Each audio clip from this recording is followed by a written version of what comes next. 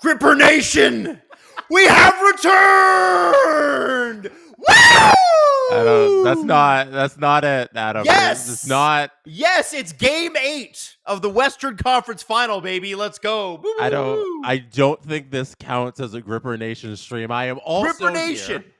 Here. The crab people are here. Oh, and there's going to be an awful lot less feet talk with me. I don't think so. We're not gonna spam the feet emojis at all in the chat. I think we are. And listen, the finals on SDPN brought to you by BetGRW.com, the #1 online casino and sportsbook in Canada. BetGRW is your is your place for the best casino action and best odds in the NHL finals. 18 and over, please play responsibly. BetGRW. The platform is owned by Le Grand Royal Wallanac, a land-based casino located in Trois-Rivières, Quebec. Stick around for in-game reactions, betting tips, and as the game progresses. So there you go. Crab grippers? What's up, grippers? What's up? Listen, are we here? Are they in? They're in. What's up? Adam, I don't think you completed what you were supposed to announce off the top. We also have a McDavid jersey giveable that people can get a part of. Yeah. So you want to continue? You can click on the promo, click on the draw, use the promo code STPN200. It's the link is actually below, so you can just click on that. It's in the description. So good luck. Good luck. Get your McDavid jersey. Does he score tonight? Do you bet on it, Jesse? McDavid scoring. I think McDavid probably gets a goal. People are asking where Steve is. I don't know if we can tell you, but he's okay. I think he is. We'll just put it this: sick children. Yeah, I think you can say that his baby's sick and he has to take care of her. I don't think that's a secret. Sick children. So he is the hospital for sick kids right now. And you know what happens when you have a kid in the house? Once one gets sick, everybody gets sick. So look out for Sick Steve. It's coming soon. All right, here we go. We already got a couple super chats here, Jess. First one. One of them disappeared. Weird.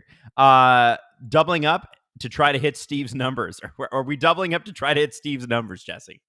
Yeah, it'll take two of us to match one of Steve. That's how good he is. Like that's honest. So the two of us, I don't even know if we match Steve, but we'll see. Okay. And then Jeff E suggested that Steve might actually just be having another child.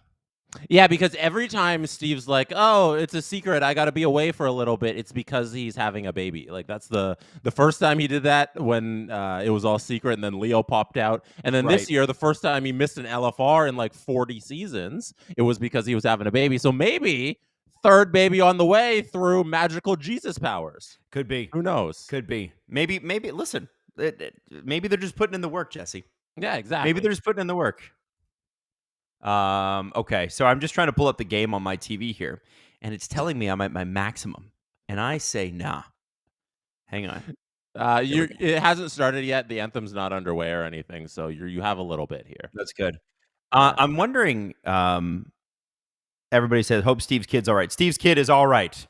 Yeah, don't you worry, kids. Isla's gonna be okay. It's nothing dire, but he just needs to be on dad duty tonight. There's not a sit here and watch the game for 2 hours night kind of Steve. He's got to be taking care of the little baby, which is very adorable of him to do, and his wife. So, taking care. Adam, you're very familiar taking care of little babies. It's like a joy and a pain, right? Well, when they're sick, there's very little joy. I'll just put it that way.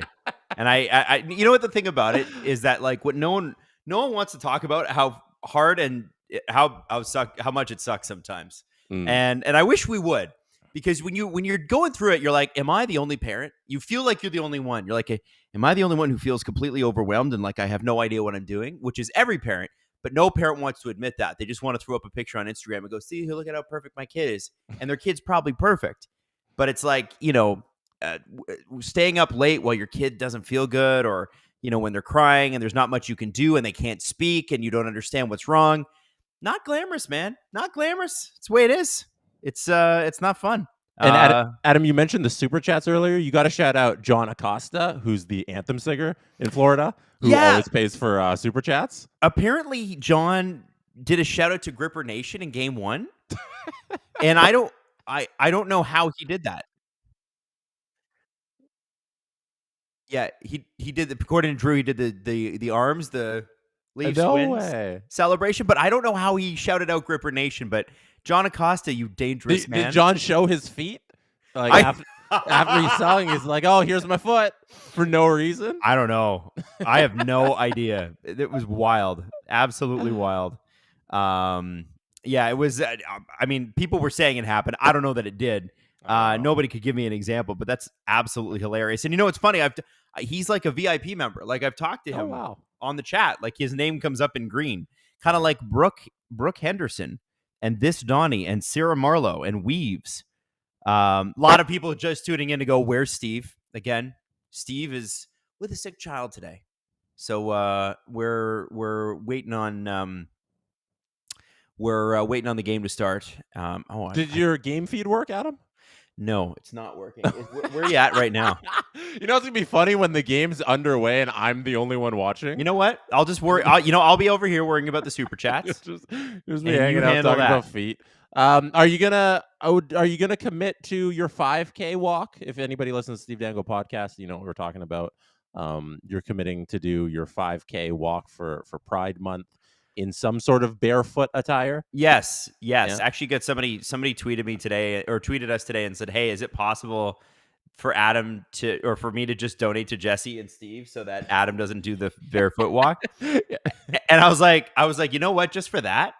First off, how dare you? Yeah. Second, just for that, I'm sending you the video directly. Like it's coming directly. You got to walk even harder now. I'm gonna put their Twitter name on my feet. I'm gonna tattoo on the bottom. Yeah. Like this is for you. And enjoy my soapy feet. And speaking of the Steve Dangle podcast, I think you also have a live show to talk about. Yeah. So guys, I don't know what the hell is going on here with my my internet connection, but we're doing a live show at Boston Pizza, and I believe that link is in the description too. Do we have that in there? I'm sure Drew could do that. Drew, can we put that in the description and put it in the chat?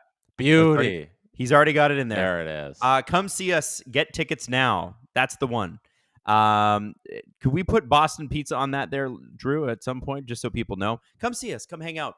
Steve is going to be doing the stream live in the restaurant. Now, if you remember, I did a stream live at the Boston Pizza where the Oilers, who were down 2-1 at the time, and producer Drew shouted across the room that they were going down in 5. And we were like, no. And producer Drew was wrong, and the Dallas Stars didn't win another game. Mm-hmm. Serves him right. Yeah, we're going to be doing that at the Boston Pizza in Stouffville. So come see us there. It's going to be a lot of fun. Tickets are like $15. And since we're getting everything out of the way, we need to mention our bet that we made with BetGRW.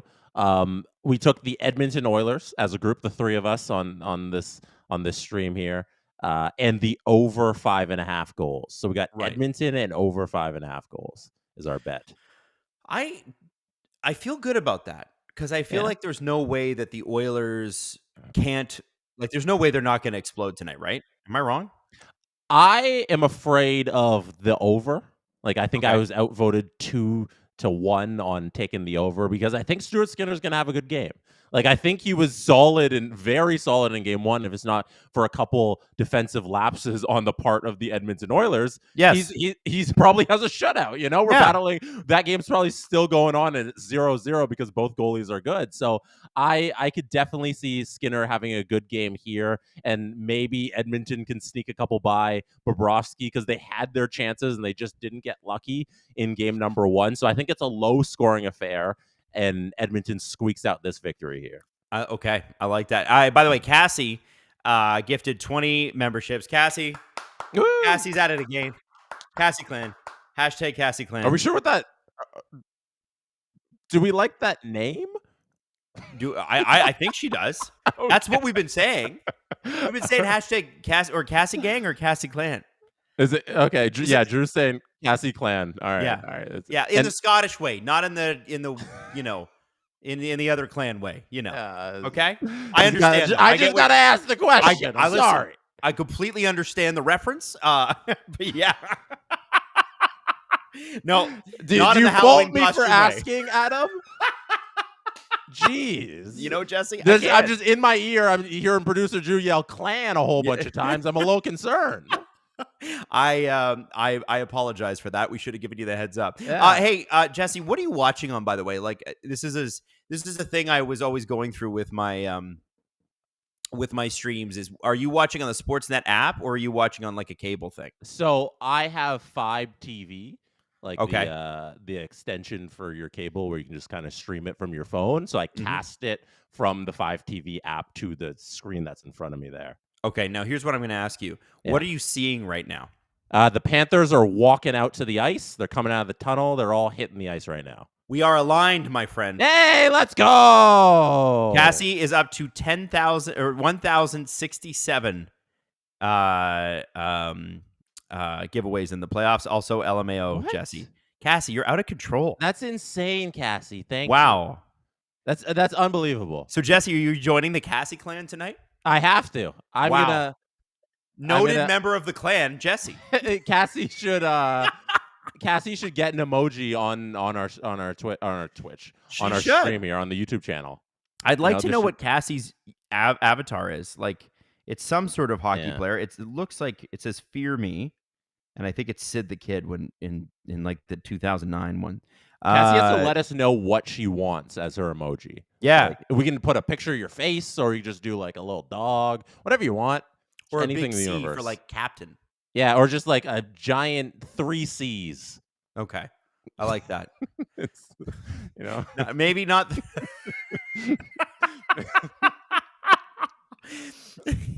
Maybe wearing a. No, I'm not gonna say it. Oh. I'm not going down there. I don't know how deep you want to go with this. Yeah. Yeah, Oh, a little, Look a little at who's ghost. on the screen with Bukowskis. This guy rules. Maybe a pillowcase over it. Stop it, Jesse. I can't make that joke, and you can't stop it. I can't. Anyways, Kyle Bukowskis is doing stuff. Hockey power. Yeah, Kyle's on the screen with the biggest Oilers fan. I love this guy's sunglasses, these digital sunglasses that say "Let's go Oilers" on them. I saw him last game, and I'm like, this guy rules. This guy, like, he's got the Zach Hyman chains on with the. Oh, that's just the best. The one, I think the woman who rules harder than that guy is the one who's dressed up as the Stanley Cup. Like, she's painted in silver. She's got the head thing on to be the cup. Is she there? Oh, there she is. Yeah, she's front row outside There she is. of Rogers Arena there in Edmonton. That's unbelievable. Incredible. Why are they? I don't have the sound on. Why is the entire team on the ice again? Oh no, they're not. Okay, I thought they'd line the whole bloody thing up. national anthem. Yeah. Okay, good. Yeah. Hey, by the way, okay, I want you guys to watch for this. It's so funny when the Canadian teams go to Florida or Tampa, because it's like, okay, here's the Canadian national anthem, blah blah blah. Oh, Canada, okay, here comes a veteran and the Star Spangled Banner. Let's go, and then they like proceed to do 3 minutes of that. I love it. Kind of jealous of it. They do a fantastic job in Florida with their pregame stuff. Like, having Mike McDaniel hit that drum in game 1, I was fired up. Like, I think that's such a cool dude to bring out. And I think the crowd went crazy. And CJ was talking about today, like, the atmosphere in Florida. It's always been great, and he regrets ever speaking ill of that fan base in that city because they're a true hockey town, and they're showing up this week. It's been good. Justin has said, Jesse, want to play a game? Pick a player from both teams. If either player scores a goal tonight, I will drop 10 gift subs in the chat. Oh. So what are we doing? Who are your picks? And wait, do we each get picks? No. I guess it's you and me together. Okay. All right. So Drew saying we each get one player. Oh, okay. Damn. Yeah. I like the odds. Okay, so here's the deal. I think Ryan Nugent-Hopkins, I've picked him for our BetGRW props tonight. I said him on the show today. I think Nuge missed a beautiful opportunity on the breakaway and then missed an even better opportunity on the power play when he fired over the net. So I'm saying Nuge. Nuge, my pick for an anytime goal is Matthew Tkachuk. I'm going with big game Tkachuk. Shows up in game 2. He's been a little quiet as of late on the score sheet, so I think he gets one here. You have to pick an Oiler, and I have to pick a Panther, my friend. Because you got to pick one from each team. Oh, so I have to pick so can I do Draisaitl and Tkachuk? Yes, you can. Okay. And I will do Tkachuk Nuge. Because why not? No, pick your own Who guy. are you booing this man? Pick All right, your own guy. Carter Verhaeghe. Okay, there you go. There you go. You don't get to pick my player. Mr. Clutch. Mr. Clutch. If both of them score, then a bonus.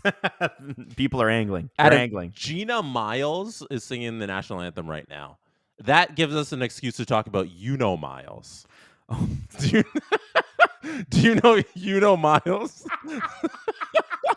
The fantastic rapper, YouTube rapper. Maybe the greatest rapper of all time. Is he the best rapper of all time? He might be. I don't even know. What do you even call that? Is it like it's like Florida drill, or what kind of rap that is? It's called bars. Bars. That's what it's called. Miles has bars. Miles, guys. You need to check him out. Go I can repeat 0 of the lyrics as a white man. I cannot. That's not true. It's 100%. He's all I can say is shout out Martin Luther King. That's all I can say. And then the rest of it I can't say. And then by the way, we got Levi Maestro in the chat. It's not real Levi Maestro. It's not. But check this out, Steve or Jesse. This goes way back for us. A stream that doesn't tell time is the perfect kind of stream. It reminds me of my Infinity Watch. Time with friends are the best times. This was a guy who tried to kickstart a watch, ladies and gentlemen, that did not tell time. And what he was asking like outrageous money for it too, right, Jess? Yeah, no, like the watches were like crazy, ridiculous price, and they're just like generic watches. They weren't anything special. No, it was. Drew's saying it was a wristband. No, it was a watch, but it didn't tell time. Yeah, yeah. So it was like it had the watch on it. It just didn't. And I guess so. It's a wristband. Yeah. It really. But he was like, but it's a watch without a clock because creativity has no time. And like he was like this cool dude. You should go look him up. I don't know what he's doing now. What is? He went into like post-production, like kind of in the video space, just kind of making, because like his content was really good. Like all shout out to him on like his video editing capabilities and all. Oh, they were good. But in terms of like building a brand that's interesting and is something people wants to buy, not so great. It was the height of the fake positive era. Mm-hmm. Right? It was like right before when we started talking about that guy because it was such a funny thing. It was like, do you remember like the overly hyper YouTubers that were like super too old to be that hyper? Do you remember that era? Yeah, that was where he was. It was like, yeah, everything's good all the time, and their eyes are kind of like squinty like this. Like, guys, this is gonna be crazy. We're coming down to puck's drop here, Adam. All right, are you doing the clap or am I? I need your attention. I'll do my clap there. Puck drop. Clap. 58, 57, 56, 54. There you go. We got. Oh, I'm a little ahead. You're a little underwater with your microphone. Oh, there you go. You're back. All right. Panthers got the puck down low behind the net is what's happening right now on my screen. McDavid's trying to get the puck from I think that's Barkov there. So that's kind of the action on my screen. Adam, and I assume you're a couple seconds behind? I am at least. This is what I can't stand about the Sportsnet app is they don't line it up with television. So, yeah. So I actually cannot watch. I can't watch at the same time as you can because I'm using I'm using this Ignite app. Yeah. And for whatever reason, I guess another member of my family is using it. So I can't use it. Tell Natalie to get off. I'm gonna be like, Natalie, can you get off? I'm gonna text her. Like, Natalie, are you using? It's Natalie, actually, you're ruining my stream. To be honest, it's my father-in-law's, and like the entire family has access to it. I've never run into this problem before. So, are you using the Ignite app? This is such a poverty stream. It sucks. Now. I know. I think we all need to shout out Stuart Skinner right now. That first possession that the Panthers had, he saved the first shot on goal. Something he's not very good at doing. He loves allowing the first shot on net into the back of the net. And today he made the save. So, Stuart Skinner, well done. You saved the first shot of the day. That's a great job. Natalie is getting off the Rogers Ignite app. Was she actually watching it? Was watching it. And I think her parents were too. So. Oh, my goodness.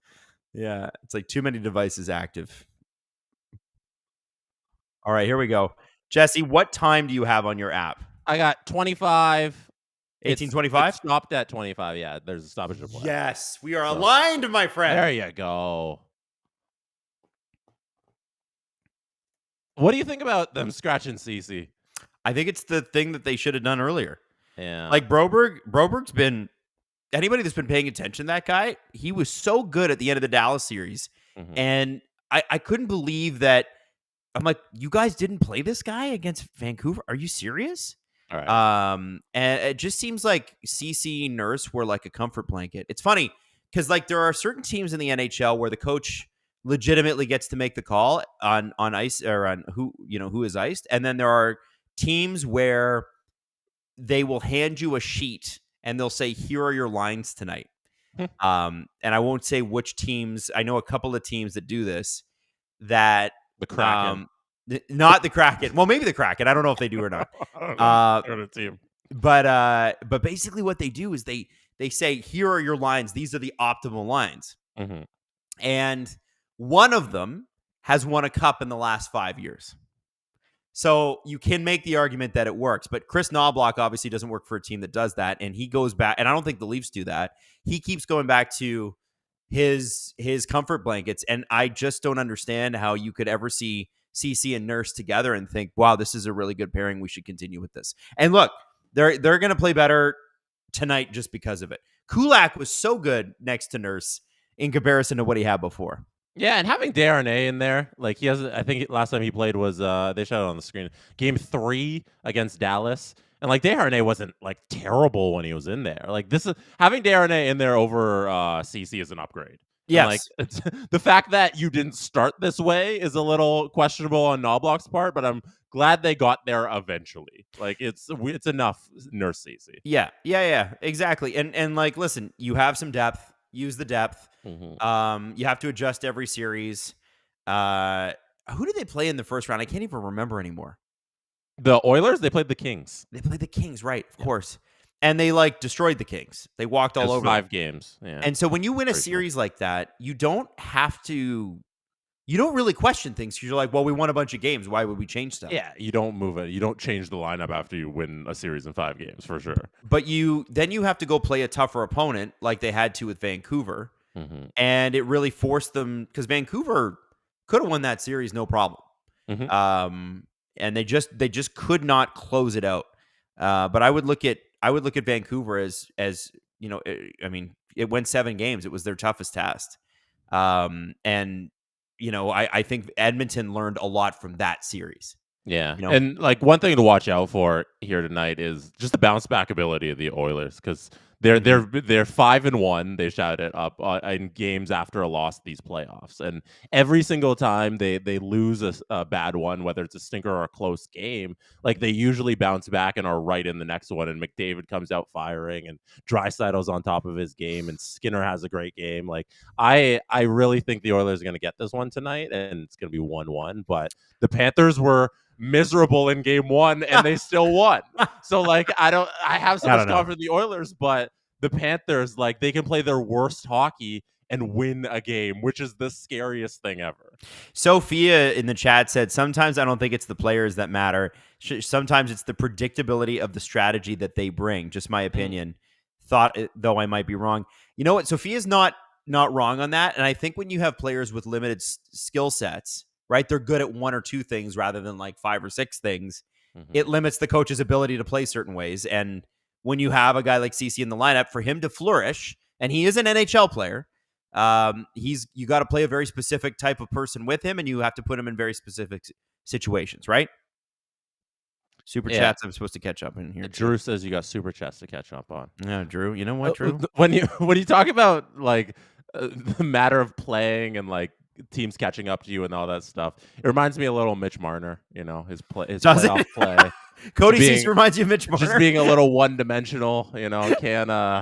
Can't really play in the playoffs because his regular season play doesn't translate to the playoffs. So I think for the rest of this time, we just need to break down Mitch Marner fake trades. So send those in. Adam really wants them, and we're going to spend the next 2 hours doing Mitch Marner fake trades. I must have missed. I can't scroll back far enough to see these super chats I missed. All right, Drew's going to send them over on WhatsApp. Sorry, guys. So, Adam, give me your top 5 best Mitch Marner fake trades. Let's go. Top 5.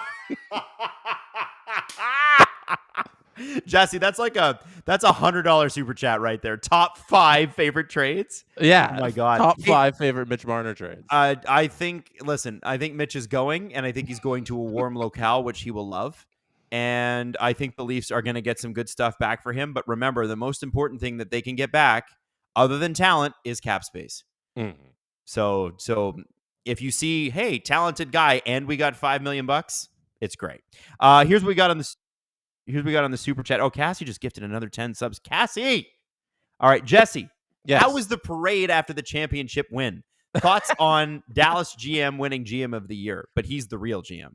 The GM of the year award is the Stanley Cup. Like Jim Nill winning it back-to-back years. Like I'm sure he doesn't care. Like it's cool to be recognized by your peers. I believe the GMs vote on the award themselves, if I'm not mistaken. But the fact that like you don't make the Stanley Cup Final, you lose to Edmonton there. I'm sure he's not happy. It's a good consolation prize, but nobody wants a consolation prize. You want the main trophy. So it's like, GM of the year will be. Hold on. The GMs actually vote on their own award? I'm pretty sure. I'll double check on that. I might be mistaken, but I think they vote on the GM of the year award. I kind of like that. Yeah. I kind of like that because as much as the Stanley Cup is the GM of the year award, very good Jeff Merrick quote right there. But it does mean something when your peers say, "Hey, you were great this year. Good for you."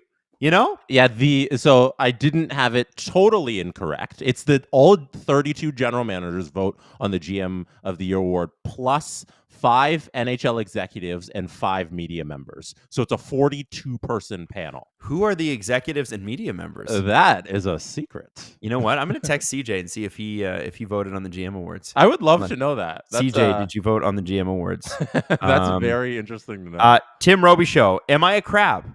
Am I a nation? Am I a Navy?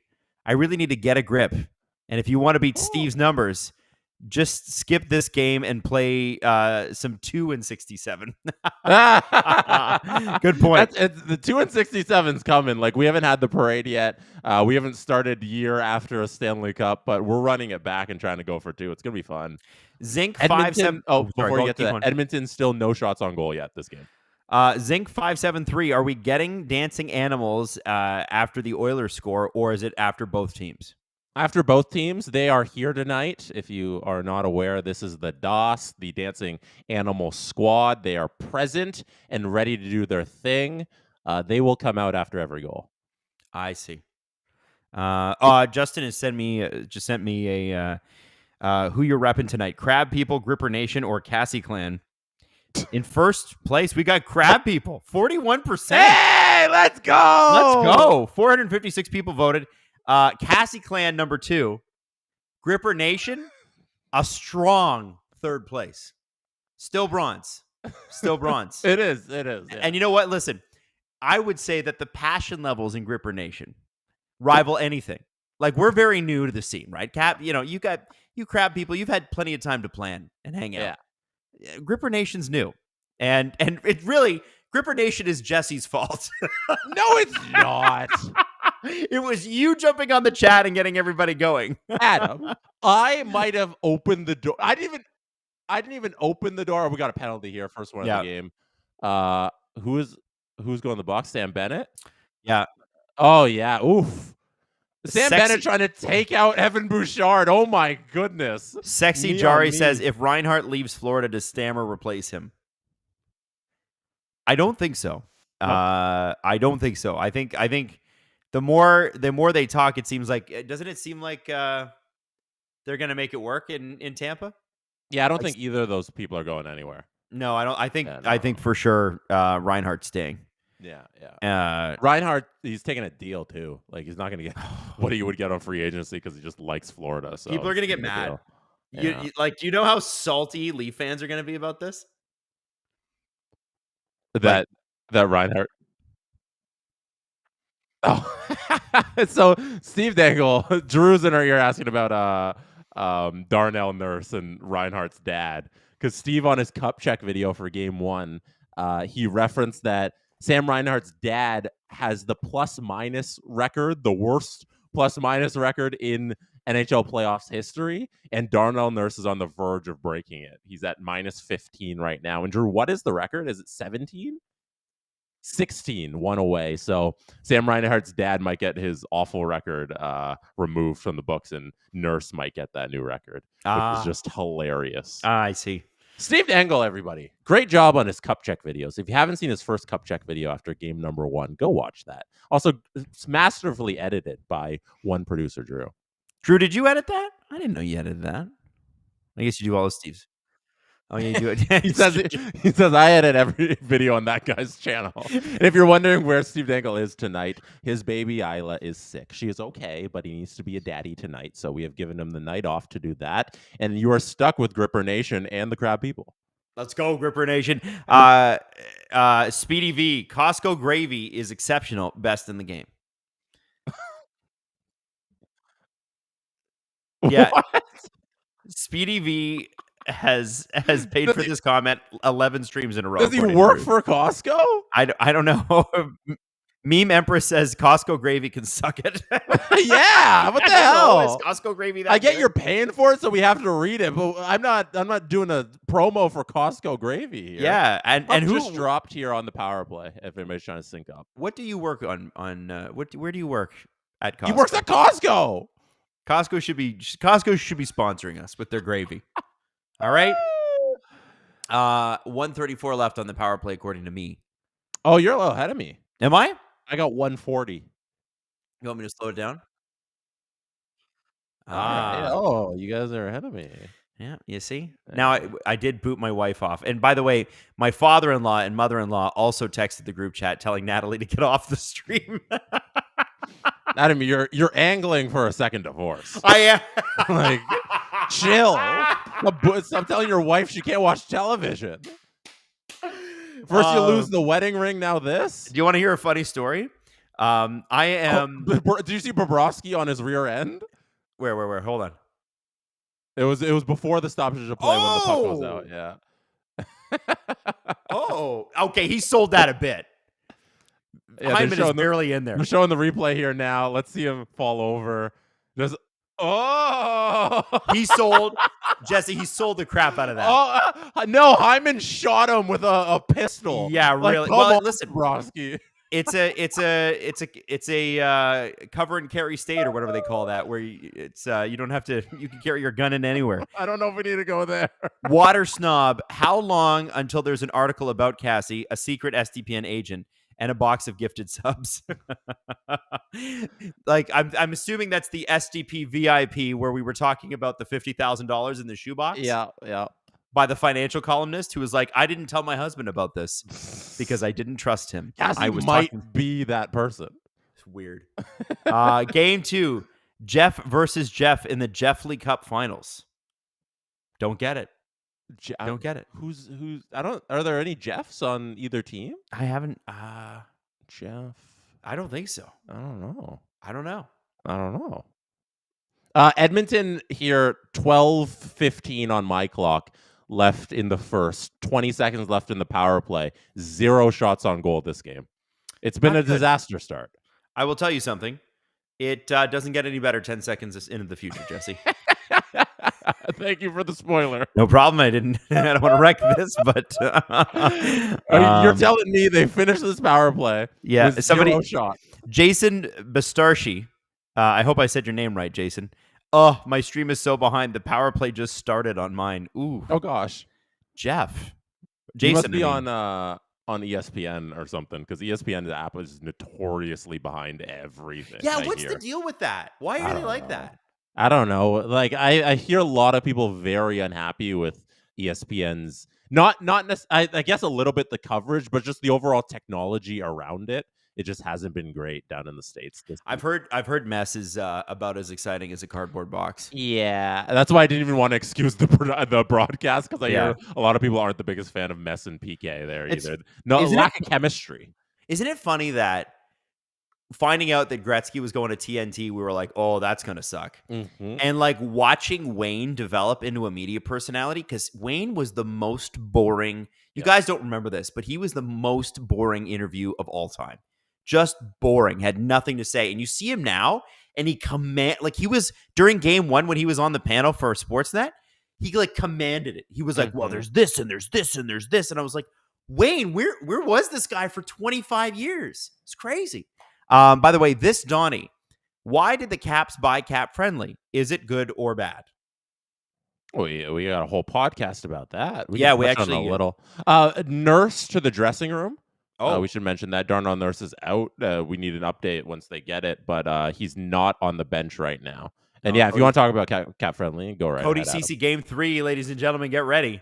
I think first off, Cap Friendly, you should be. Oh, that was a knee on knee, and that's ugly. You're gonna see this in a second, Jesse. Oh gosh, Luosterainen's down. This is not. That's rough. That's a rough knee on knee. I didn't see who it was. If it was McLeod or Fogle. I think it was Fogle. Oh, Luosterainen's in big pain. Ooh, oh man.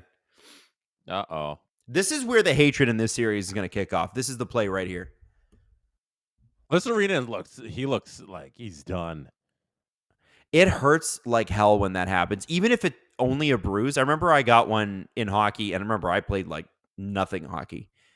And I had a bruise from don't call the ECHL nothing hockey. I didn't play in the Adam ECHL. Wild, everybody. ECHL, I did great. not play in the ECHL.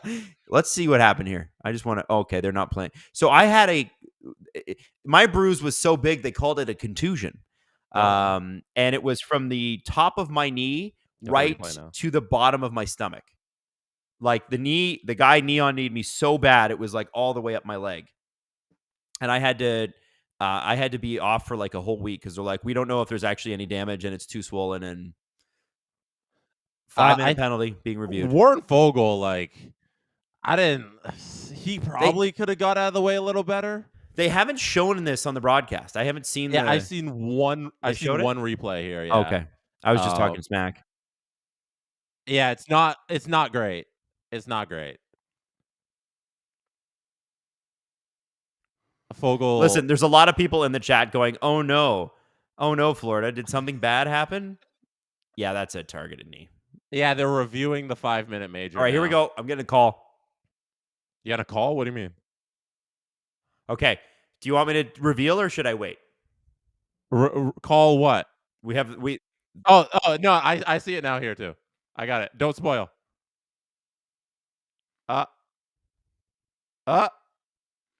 No.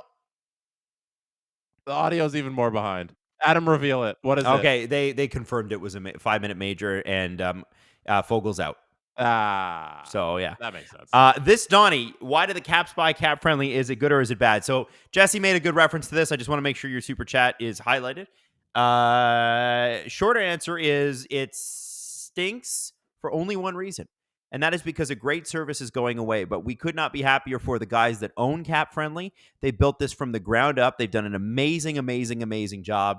And the last website like theirs to be purchased was a company called General Fanager, owned by a guy named Tom Parashka, who we had on, I think, Jesse, 4 weeks before Vegas hired him?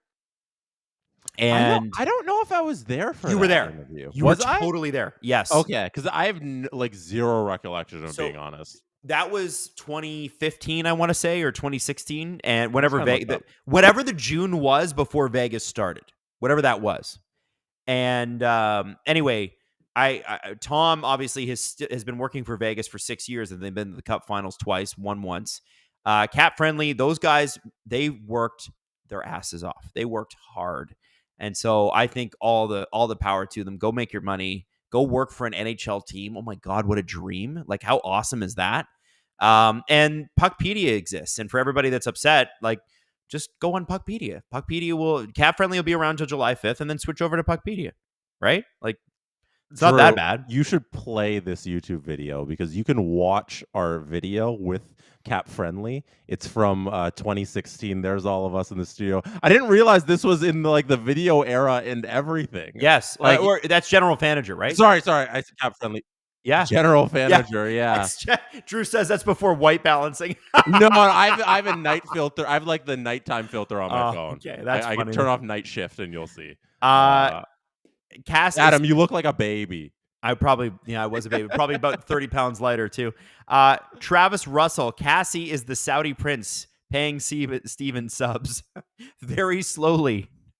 Allison Wolf, the NHL in ASL broadcast on ESPN Plus is fantastic. Oh, that's good. Didn't know that. We don't have access to ESPN up here, so Sedin Magic says that is a absolute deliberate knee on knee. Absolutely. If Florida gets a couple here on this 5-on-5 or this 5-minute power play, like I don't know if this game is over this quick, but you might. But based on how Edmonton started, now this penalty, Darnell Nurse is out. Like this is a disaster. 10 minutes in, I'm panicking for Edmonton fans. Cassie, if I was a Saudi prince or princess, I wouldn't need to work. Saudis work or Cassie's working. Work, yeah. 30 straight penalty kills for Edmonton. Does it come to an end here? What do you think, Adam? I think. You know what? That's a good question. I think they're gonna get through it. They're gonna get through it. They're gonna make it 31. They're gonna make it 31, and this is gonna be the biggest one. Okay. It's too bad this isn't at home in Edmonton because you imagine they kill this. They kill this penalty at home. Yeah, that'd be cause for like I don't know, lifting up your shirt or something. Stop, Jesse. Who would do that? Nobody in Edmonton. Nobody in Edmonton. Tim Roby Show. Jesse, are you only going to try and repeat with your Leafs in NHL 23 or 24, or will you run the Leafs for a full 25 seasons? For the full 25 seasons, I think I set the time frame of the franchise mode to 10 years. Mm-hmm. I'm going to try and play as far into the future as I can. I might change teams eventually if I feel like it. Who knows? But I'm going to keep going with this franchise mode for sure and just keep pushing it maybe until all the players are creative players at the end of the 10 years. But we'll see. We'll see how many cups I can get now that I got one under my belt. It's going to be fun. Everybody retires. Yeah. Landon says, an idea for a segment on the pod, and this one for sure would have to be for summer. By the way, 3:38 left in the power play here. They're doing a great job so far. Yeah, Edmonton's great on the PK, man. No shots. If you could go back to the offseason where JT signed and recreate the core four, would you do it again or build the team differently, spreading the wealth? How would you build your team? So, good segment idea. Tripping penalty on Florida, so they're going to blow this power play. Wow. Oh, Ekman Larson. Ekman Larson just ruined it. Oh, that's a bad trip, too. That is that's a trip a ref has to call. Oh, yeah. Oh, OEL. What a journey that dude's had for his career. No kidding. Like his time in Vancouver, like do people even like think about that? I don't think if I were him when they made that trade from Arizona, I would be like, oh no, I'm going to get killed by the Vancouver media for the next 3 to 5 years. You get me out of here. I'm not this good anymore. I'm not very good anymore. Yeah. I remember, wasn't he a guy that was like vomiting on the ice too during one of Travis Green's when he bag skate everybody for 10 hours? Yes. Yeah, like first day of training camp, just vomiting everywhere. Yeah. Poor guy. I'm like, this man deserves better. And think too, like, it's so cool that he's in the finals because think about like your first 8 years or whatever in Arizona, and then you get to play for Vancouver during their worst 4 or 5 years. It's just terrible. Like I feel worst Vancouver stretch in franchise history. Yeah, terrible. Okpozo's another guy who I'm really rooting for in these finals. Yeah. Oh, we got a goal! Oh, spoiler! Sorry. We got a good goal, I don't even know who scored yet. He's a Civil War general. All right, here we go. Echo! Puts it home! 1-0! First shot of the goal for the Oilers! Well done, boys. Well done. That's a good stuff. rush. Good rush. I thought he was going to pass it the whole way. Hey, Jesse, that's the first time Bobrovsky's been beaten 5-hole in the entire playoffs. Yep. Yeah. That was the one stat I was trumpeting all day long is Bobrovsky hasn't been beaten in the 5-hole, and right there, first shot of the game, Ekholm dart down the middle of his pads. What a shot. Great. Wow. Well done, Ekholm. New Bet GRW live odds are on screen right now. Edmonton at plus 208. That's not bad. No, not plus 208. No. Edmonton minus 155. Well, there you go. You know what? Oh my God. that off the post and out? Yeah, right off the crossbar. Skinner was in no position to make that save. Derek Hand. Hey, Adam, what's your favorite Neil Young album? People are still chirping me about that. Brandon Martintor is going to regret that. Yeah. Yo, that's the same thing that Nuge did last game. Same thing. The hole that was open. Bring the puck down. Wow. Why are we shooting high? Wow.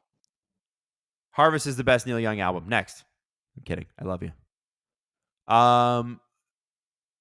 Here comes, okay. I see. I don't want to, we can't play-by-play the game because we're slightly off on our streams, and that's okay. Yeah, that sucks. Well, I can see if I can, do you want me to pause mine for 10 seconds? Sure. I'm at 8, 10, 9, 8, 7, 6, 5, 4. You're at 8:10. 3. Now 8 minutes. So weirdly enough, the Rogers Ignite app will not let me pause it to unite with you. That's okay. It just stops the stream and it's like, would you like to continue watching? Oh, that's so lame. Maybe get a cable sub in here. Okay, Drew likes it because I'm in line with his clock. You know what this is? Jesse, this is your fault. Maybe do something about it. I could always speed up my stream. Like I could do it more direct from my cable box instead of casting from the app. There you go. So I'll fix it at intermission. Jesse, will you refuse to trade with Ottawa now that they hired the Pizza Box as their GM? Hey, Ottawa has not hired the Pizza Box as their GM. Pizza Box is still working in Toronto, so don't believe those lies. I believe that was insider. No, I'm not going to name an insider who falsely reported that information. I won't call him out on this stream here, but you know who it is. That's some false reporting. He called it a Sim 8. And I don't think it was a Sim 8 at all. So don't believe those reports. Warrior Womp just said Rogers' cheeks. Booty. That's right. By the way, I love that Edmonton has one shot and one goal, man. Oh, yeah. That's just beautiful. Shout out Warrior Womp. Warrior Womp's been here for so long on all these streams. That's a day oneer. Keith Bevins, see, these horrible online streams are all beat by the CBC when they actually had NHL hockey in Canada. Yeah, but here's the thing. The CBC has not actually had NHL hockey in Canada for over 10 years. And every time they broadcast hockey, it's a rebroadcast of Sportsnet. It's been like that for 10 years. And even members of parliament and writers for the Montreal Gazette don't know that. I don't understand how you don't know that. Sort of a big deal. But anyway. There was a Natalie is messaging me, Jesse. Babe, you are missing the supers and membership donations. You missed Cassie twice. Cassie, I'm sorry. Oh, CJ Cable, 10 memberships. Cassie gifted 5. And Cassie, you probably gifted more than that. Just knowing you. I just feel like you did. So if I missed your supers, I apologize. Guys, I make sure to let us know if I do miss a super because I never want to miss one. 6:26 left in the first period, by the way. 6:31 for me, so whatever. Keith Bevins. Oh, getting all technical and Business Insider, Mr. Capitalist. Well, apparently Stream East is the best stream. I don't even know what Stream People East love Stream East. What is Stream East? It's just an illegal streaming site. Oh. We actually shouldn't be talking about it, but according to whatever. Who? None of these companies pay us. Yeah, it's true. Yeah, how do I know it's illegal? You just told me it was illegal. I have no proof it was illegal. Yeah, you don't know, but if you ever need a pirated stream, like that's where you go. So the power play is back, but it looks like Edmonton's going to kill it here. Adam, you're right. 31 for 31. And that's the biggest one. Yeah. They allowed one shot. That was technically 2 power plays they killed. That's right. Yeah, so it's 32 of 32. Yep. Is that how they log it? Yeah, because one ended, then the 4-on-4 started, then another one starts. I'm pretty sure that's how the NHL is going to log it. Uh, Vancouver series, the last time Edmonton allowed a power play goal. Amber Lynn, Wow. ESPN Plus ASL broadcast is really cool. It has 2 people signing with only a crowd sound and the nice. crowd intensity meter, and it shows various stats on the bottom. Dude, that's what I would be watching. Well, I you would be can't watching read sign that. language. Well, I don't get the sign language, but all you get is you get stats and you get to hear the crowd. Like, that's perfect. That's great. And I'd put a sidecast on. Wouldn't that be great? I use NHL 66 when I am sailing the 7 seas. I've heard about NHL 66. Let's not just shout out pirated websites. No, let's keep going. Why not? Why? All right, top 5 websites to pirate things. Let's go. All right. Yeah, set your phone to steal, kids. Gripper Nation, let's get into it. When you're on your phone looking for foot content, where do you steal it from? Edmonton has 2 shots on goal now. Congratulations to them. Okay. All right. Sportsnet has ASL coverage too. I didn't know that. You should. That's the one you want to watch, apparently. Warrior Womp on hockey, NHL 66, NHL King, and Core 4. Totally upstanding and not sus at all. Sorry, I gotta TV stop. timeout, Adam. I think we got to shout out. Hold on, I've got some more pirated websites to shout out here. That's not. What's the problem? I don't understand. Adam, you have an ad read to do. No. First of all, if you want to come see the Steve Dangle podcast live, in the description right now, we are going to be live at Boston Pizza this Thursday. Grab your tickets. There's still a little bit of tickets available. So if you want to get some tickets, hit the link right now and get those and see us on Thursday live. And Steve will be streaming from the bar as well because there's a game that night. And he's going to do his stream on this feed from the bar. And Adam, we also have to talk about something else. That's right. NHL 66, your place. No. To get a lead. No. Okay, sorry. Hey, if you want safe and reputable Canadian online sportsbook, you should turn to BetGRW. BetGRW.com is your sportsbook. That's BetGRW. If you want to take your wagers to the next level, go to BetGRW.com and use the promo code SDPN200. Again, it's SDPN200. That's not all. When you redeem the promo code, you automatically get a chance to win a Connor McDavid jersey. BetGRW.com is your Canadian sportsbook. And if you want to play, you got to be 18 plus. Please play responsibly. It's BetGRW Sportsbook and Casino. And by the way, if you want to click that link for the McDavid thing, it's in the description. Just throwing that out there. Was that it? Did I get it? I think you got it. Okay, cool. Yeah. Do we have the donation link for our 5K, virtual 5K in the description as well? I believe. No. Can you just copy and paste it from today's SDP at the top there and throw it in there? If you want to donate to our virtual 5K team, we're raising money for Pride Month. It's going to go to Rainbow Railroad and the Get Real movement in Toronto. We are going to do some silly content if we hit our goal, a fundraising goal for the month. So send your donations there if you can spare a few bucks for a couple great charities. And Drew's gonna have the link in the description in like 5 minutes. And another charity you should donate to. Steve has a new book coming. It's already there, the link, and Steve's book. And the link is also for Steve's book is in there. Already on the pre-seller bestseller list. I didn't even know that was a thing, but you can be a pre-seller bestseller. Can you believe that? Are you going to read it? I actually, he was talking about the fact that I might have to because he might not do an audiobook this time. And I was like, dude, what? What do you mean? What do you mean? You don't read books, you listen to books. I only ever listen to books. Yeah. I do not read books. And it's because it's a time issue, but it's also I flip sentences issue, and it takes me a long time to read books. So I don't have the time. Oh, nice little play by Draisaitl there. And I also thought, and this is what my contention with Steve the first time. I said, listen, people are used to listening to you. You got to do the audiobook. So I'm going to make him do the audiobook again this time. I think he needs one. It would be interesting if he just read the book on video. Like, I think a lot of people would, if he just, maybe you put it behind a paywall where you got to pay like $3 or $5 to buy the video of it. And we just sell it. Drew, He says he screws up too much, but that's funny, Drew. I We think could just have him. I think we could also just edit it so it's clean. Put the screw ups on there. But also, even if he screws up, Steve just reading. If he filmed it in 8 1-hour parts where he's just reading the book over the course of 8 hours or something, just sitting there reading, people would love that. Yo, you know? Jesse, here's people the idea. would buy that. We put it on STP VIP. Yeah, and you can only get it. It's behind our subscription service, and you can get it there. Like, I think that would do wonders, and lots of people would enjoy it. Throw that on the background on their TV and just listen to it and watch them read all day. I love that. Like, I don't think there's anything wrong with that. I think McDavid just had an unbelievable rush and almost put himself through the boards. I just want to say, sometimes I wonder.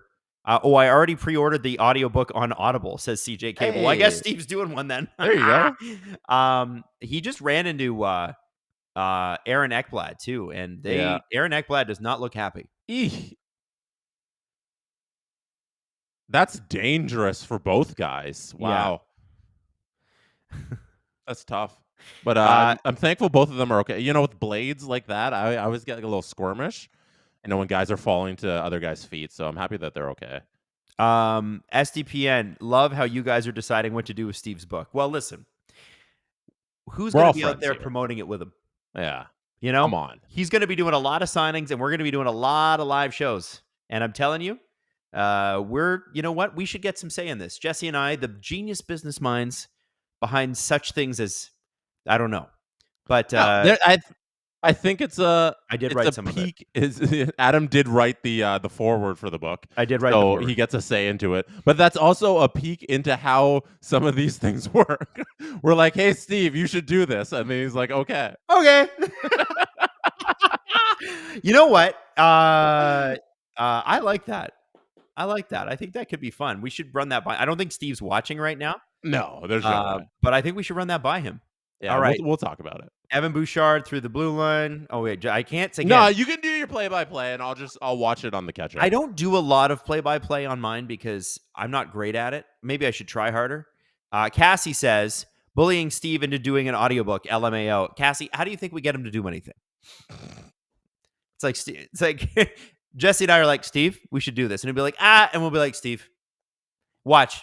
The book tour this fall is going to be wicked fun. We're going to have some fun on that. Adam, I feel like if you tried to do play-by-play, you could be decent at it. Would you rather be a color guy and you'd have the play-by-play guy there if you were tasked with being on a booth and you got to choose your position? If I had to be in a booth, I think I would enjoy play-by-play very much. Okay. And I would enjoy color a lot too. Yeah. But I think I would enjoy. You know what I really thought I would enjoy it was when we did the last Boston Pizza stream for Game 4, Edmonton Dallas. Okay.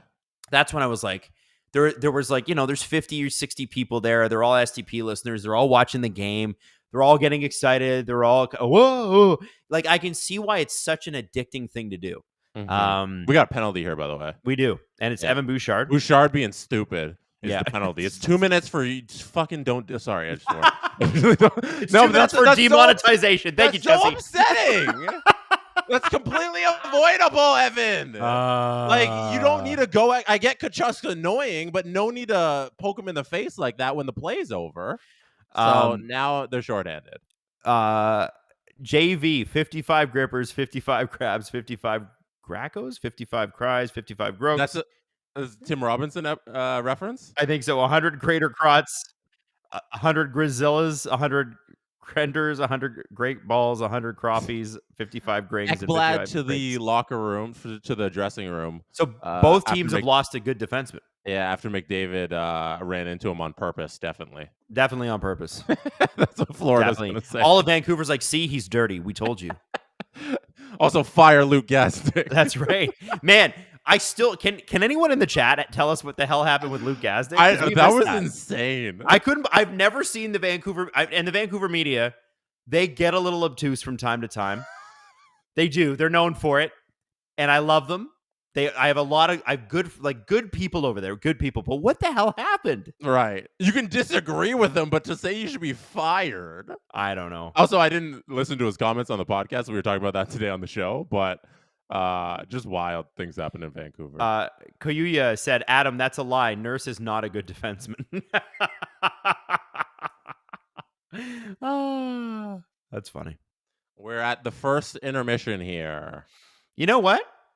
Yeah. Good. It's funny. Good period for the Oilers, even though they got In the outplayed and end, outshot. yeah, in the end, everything works out kind of fine for the Oilers. You leave the period 1-0, so you can't really be unhappy. But No. dumb penalty by Bouchard. The knee on knee by Fogle, not great. You successfully kill both sides of the 5-on-5-minute power play. You get a goal in between it. Like, everything kind of worked out if you're Edmonton. Then you leave that being like, whew, we have a 1-0 lead. And they got the best kind of power play to get because it's split over 2 periods, or penalty kill to get, right? Mm-hmm. When you have to kill 1 minute and kill the first minute of the next period, that's not as bad as killing it in 2 minutes in a row, I don't think. So, I don't know. It's Jesse, you have Luke Gazdik's comments. Do you want me to read the quote? Yeah, man.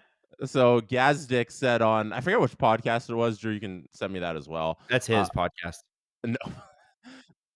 Oh, he was a guest. Okay, Gazdick said, Canucks Twitter, you're an absolute joke. Your team's a joke. You're a bunch of losers. So the Oilers are going to the Stanley Cup Finals, and I hope you guys are having fun watching it on TV and watching me on the panel because you guys are not there. Have fun with your little whining tweets. Oh, that's kind of aggressive. Did Luke Gazdick say that? No, now I got to know, was he joking?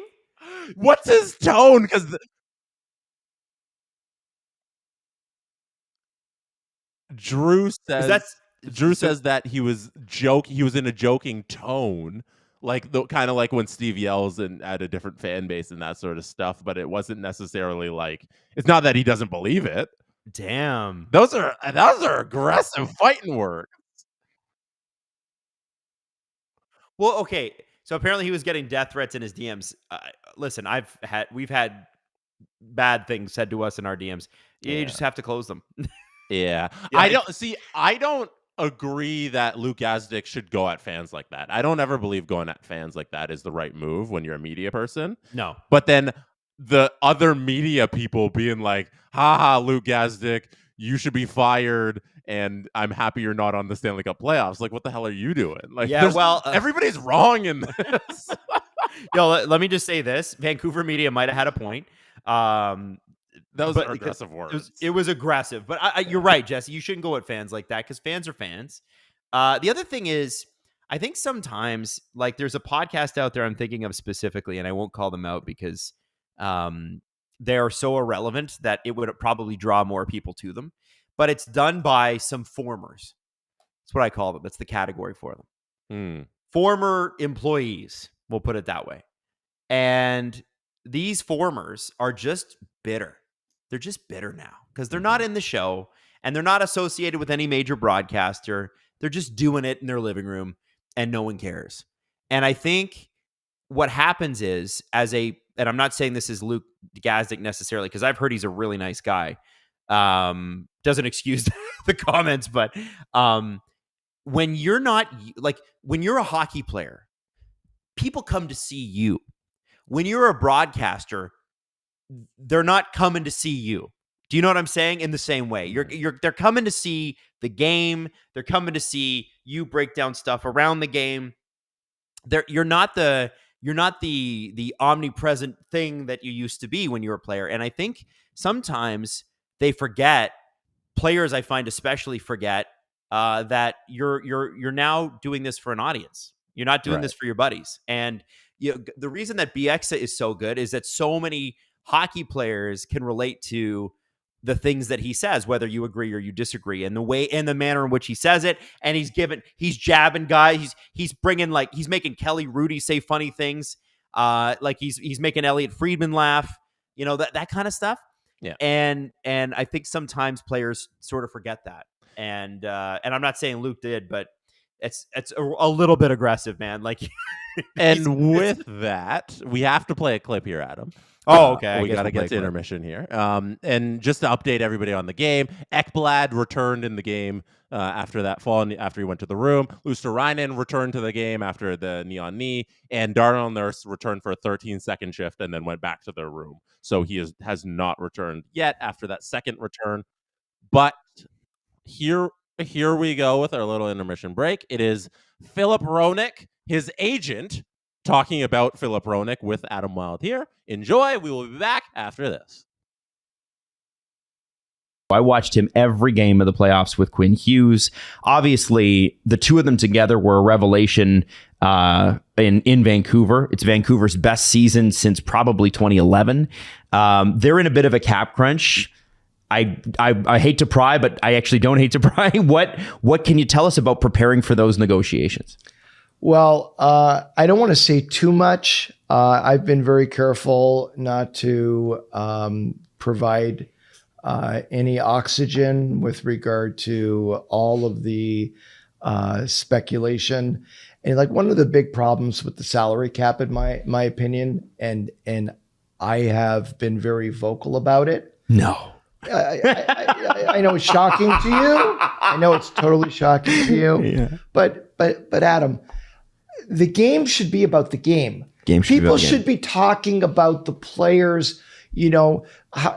Talk about a goal. Talk about an amazing pass. Shouldn't be discussing and wringing their hands. Every fan base, 6.5 million, 7 million, 8 million. He's not an 8. He scores a beautiful goal. He's an $8 million player. He doesn't have a great game. I wouldn't give that guy 6.5 million. And the fact that there's a cap and it's not just teams having a budget and they're signing guys, the fact that it's a cap and there's only so many cap dollars to go around makes the cap the story. Yes, and it's not about if the player is good or not. It's about, does their contract match their play? Right. So for the entire second half of the year, the Canucks market has been obsessed.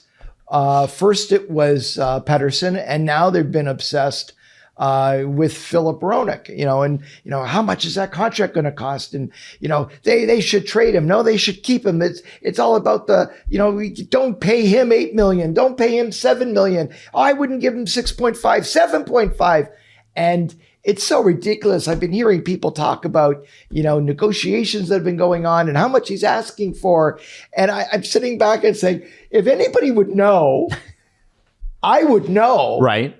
Have you been getting questions? Have people been stuff that calling I'm hearing? People are saying, he turned this down, and it's fantasy. Okay. They don't know what the hell they're talking about. And actually, Phil and I, a couple of times, he's called me, and we're like, a clip comes across our way, and we're laughing. We're like, what is this? It's Mary Poppins. It's Cinderella. It's just. It's unbelievable. I have to be honest, I'm on a show that's probably guilty of that sometimes. Well, but I'm not going to say anything about that. Yeah. But the thing is, if you try saying that about any of my players, I'm going to go after you on Twitter. That's fair. Listen, that's fair. I think Dan Milstein did actually over a Dan Murphy report too. And regardless of that, the one thing I do want to say is that Philip Hronek is an RFA, and not necessarily pertaining to him, but when you're a year from RFA for a lot of players, you're looking at, if I'm going to sign for more than a year, a lot of teams don't want to sign you for a year and walk you to free agency. If I'm going to sign for more than that, I'm giving up my unrestricted free agency years, right? I'm giving up where I could make market rate, whatever market rate is that year. And we expect the cap to go up $4 million this year and next. And you're in your 20s. Right. And that's where you're most valuable. I mean, he's entering his prime years, and he ran the Detroit power play on a bad Detroit team for years. No disrespect to Steve Yzerman. And then non-playoff team. Sorry, there you go. That's a better way to. You're far better than I am. And then came in and was the best defense partner Quinn Hughes has ever had. So how do you, they always say the team holds all the cards in an RFA negotiation. When you're a year from free agency, you unrestricted, does that change things a bit? Sure. The player has tremendous leverage, but I've been very clear. I think Phil has been very clear. He loves Vancouver. How could you not? Exactly. And the organization, from the time that he was traded, when they were a non-playoff team, And now they are not just a playoff team, but legitimate contenders. He loves the guys. Sure. He has, I think he has great rapport and respect for the coaches. So all of the factors and he loves the city, right? As anyone who visits would, like, it's a great place to live. Phil and his girlfriend and his dog love the city. And, so you go in and you're really upfront about how much he likes it and would like to stay. And you hope that there's a way to make it happen. Right. And the just negotiating from an RFA point of view, just because we always hear from people, hey, not just Phil, but anybody, does the team really actually hold all the cards in an RFA situation? Or is that a little bit overblown? I think every situation has its own DNA to it. Okay. And it's impossible to generalize and say team holds the cards. I think arbitration is a very fair process to get to the end result. It encourages deals to get done before a hearing. And what do you say about deadlines? Deadlines clarify the mind, and deals happen at deadlines. And I can't tell you how many times over my 30 years representing players that my player has filed for arbitration, and this isn't just me, this is across the board, and the deal gets done the night before the arbitration hearing or the morning of. I've even settled cases and done deals literally as the arbitrator is walking into the room and the arbitration hearing is about to start. Do you still have to pay the arbitrator? We don't pay the. You don't pay the team. No, it's not your problem. The league and the NHLPA jointly pay the arbitrator. That's good. Yeah. We don't. They must laugh about that. That must be a very funny moment when they walk in and go, "Okay, gentlemen," and we're like, "We have a deal." Yeah, and I was. We had gone in. I walked in with the player, and everybody was getting settled and opening their binders. And the GM walked over to me and tapped me on the shoulder, and he said, "Can I have a word with you outside?" And we walked outside, and we had dinner together the night before. Sure. Right? Me and the GM and the player went for dinner the night before the hearing. This is not people think, arbitration is so contentious and, the team is going in and trashing the player. That's how it's framed to us as fans. It is nothing like that. And the rules have been refined from the days where Tommy Salo was sitting in tears as his GM testified about what a terrible goalie he was, and that actually happened. That happened. The player was sitting there at the table in tears, and that story has gone around a lot over the years. It's not like that. The arbitration is based on statistics. And Benjamin Disraeli said there are lies, damn lies, and statistics.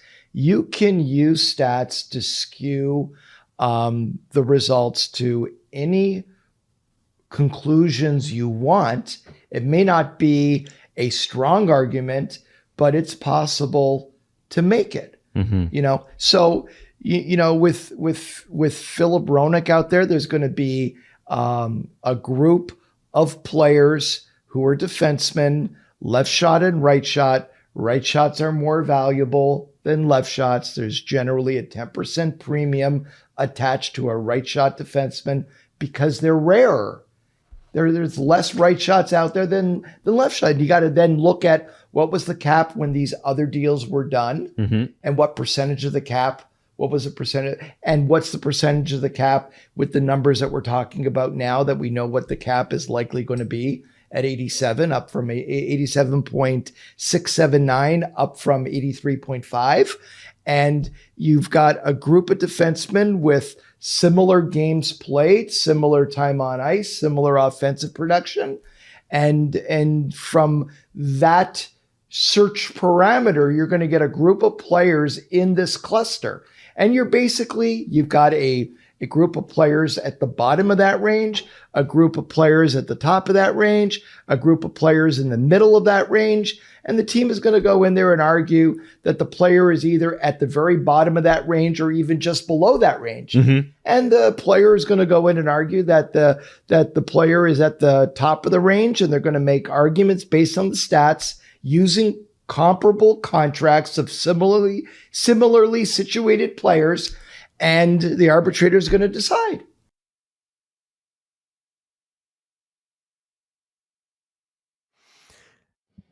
We are going to have to do something about this studio, Jesse. I've been between two dicks most of the playoffs. That's the angle you chose to shoot at. Like, this is where the couch is, man. You could easily just move the camera left or right or up or down, but you chose to put it right there. What am I supposed to do?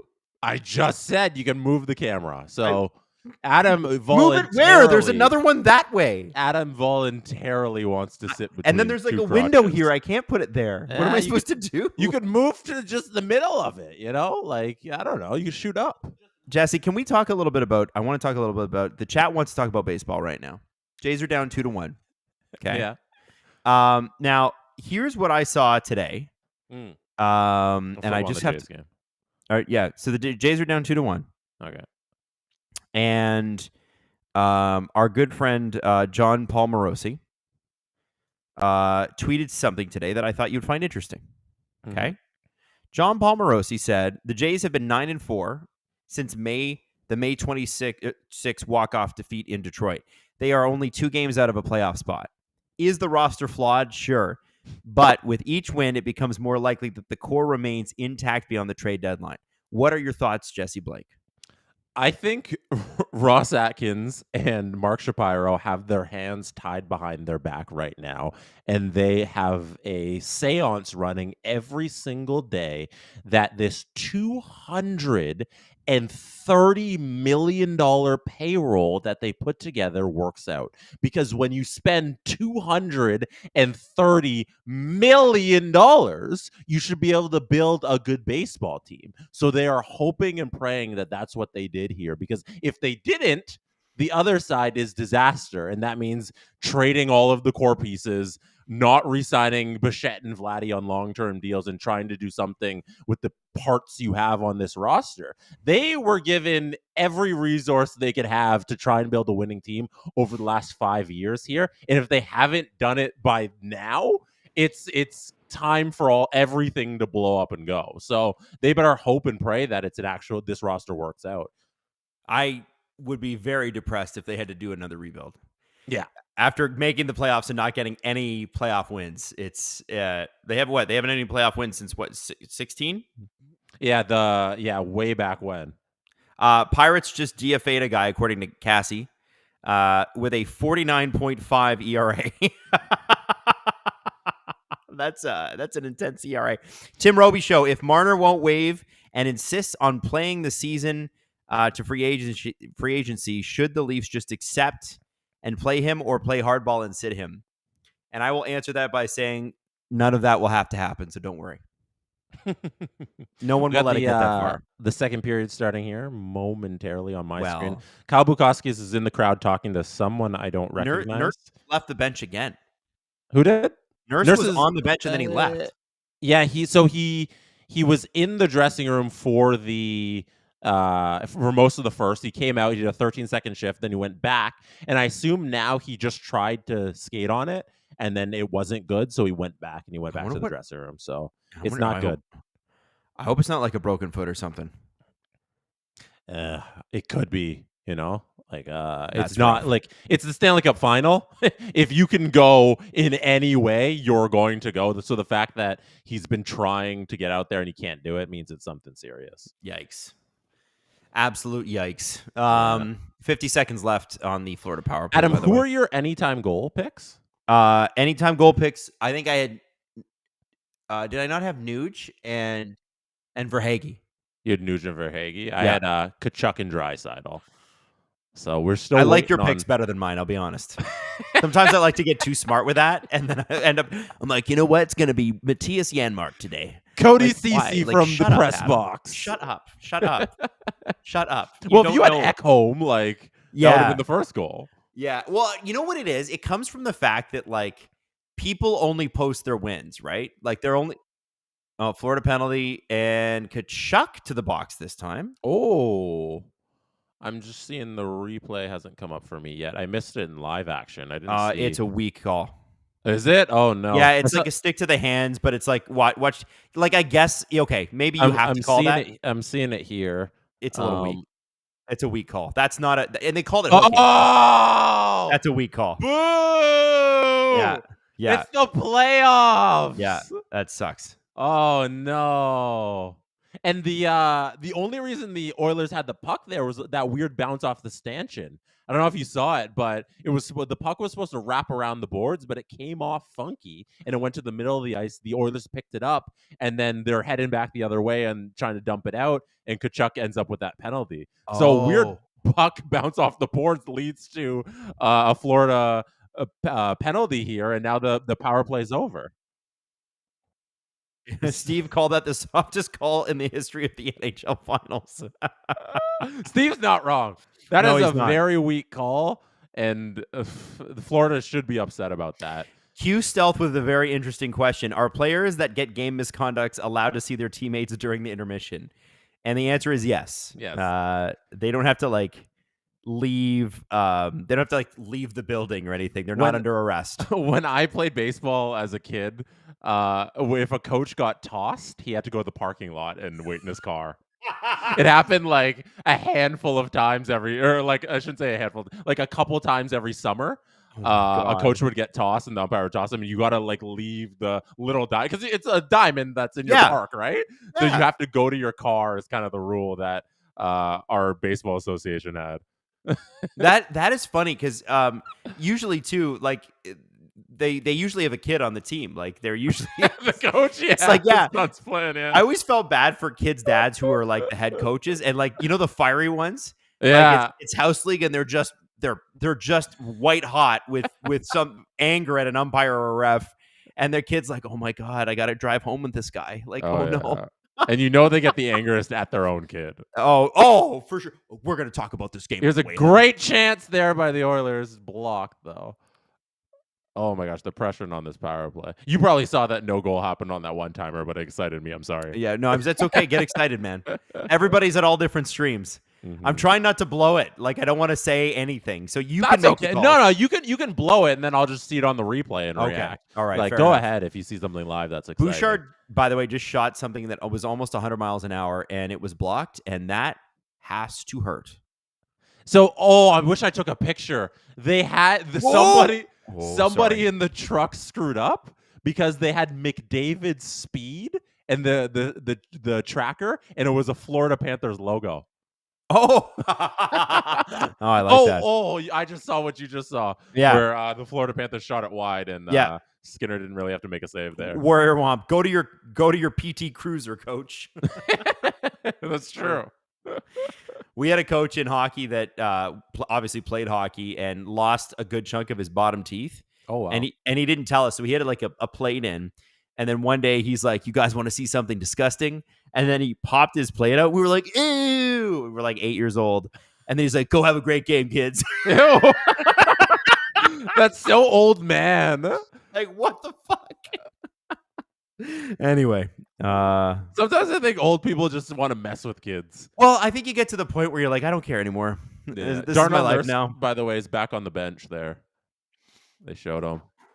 And new live odds are up for BetGRW. Edmonton right now. What did you say it was, Drew? Minus 283 for the Oilers right now. Florida is plus 186. Wow. Tim or this Donnie with a super chat here. Let's start a rivalry between shows. Kipper in his prime. Where would he fit on today's Leafs? Kipper in his prime was a good hockey player. You got to remember. Let me look. People forget this about Kyprios. Read his hockey DB page. I don't know Kipper's stats. Kipper's junior stats are a little bonkers. First off, you should look up Kipper's hockey DB because it's him with the Rangers, and he's the coolest guy. And I would tell him that too. So he played for the North Bay Centennials for 4 years. And his last 2 seasons, he had 97 points in 64 games. I think that was his draft year. In 62 goals that year. And then the next year, he had 90 points in 46 games. And when he started playing, he got drafted. I don't know. Was he drafted or he signed? When he started playing in the AHL, he was half a point a game player. So not bad. But I think his best season was with the Whalers, 27 points in 1993. Yeah, so Kipper, I think, would be a guy, if he was with the Leafs, depends on if you get young Kipper or older Kipper. But I think Kipper's your fourth line sort of grinder, like what Bobby McMahon was supposed to be before we all found out Bobby McMahon was good. Nice couple saves by Stuart Skinner. Yes, he's been solid here. They just dropped the puck to the right of him, but like to cause that face off, it was a nice low glove save. And shout out Stuart Skinner for being solid tonight. And he's done this quite a few times in back-to-back in bounce-back games after Edmonton loses. That he's just been, hey, Stuart Skinner's all right. He can win you a Stanley Cup maybe. So he's putting it on that kind of performance here tonight. It's been good. JPix94 wants to know, Jesse. By the way, the refs they're talking. They're all holding each other and talking. Always fun. I think that's sweet. They all grab each other around their waist and go, let's talk. JPix94, when Adam does the fruit stomping with the Get Real movement and his grippers, should he wear the retro Avalanche jersey that has a gripper on it? We talked about that a little today. I wonder if Drew's got one of those. Yeah, the foot logo, Avs logo. one. I think we need to get you one of those. Drew has 6 of them. Why? At least he says he has at least 6 of the foot gripper. You know the one we're talking about, Drew. Oh no, there's one with the main logo. He says he has the ones on the shoulder patch, but they have one that's the main logo on the front. Do you have that one? No. Oh, okay. Yanni Havisto, good early morning from Finland. It's 4:30 a.m. here. I love that.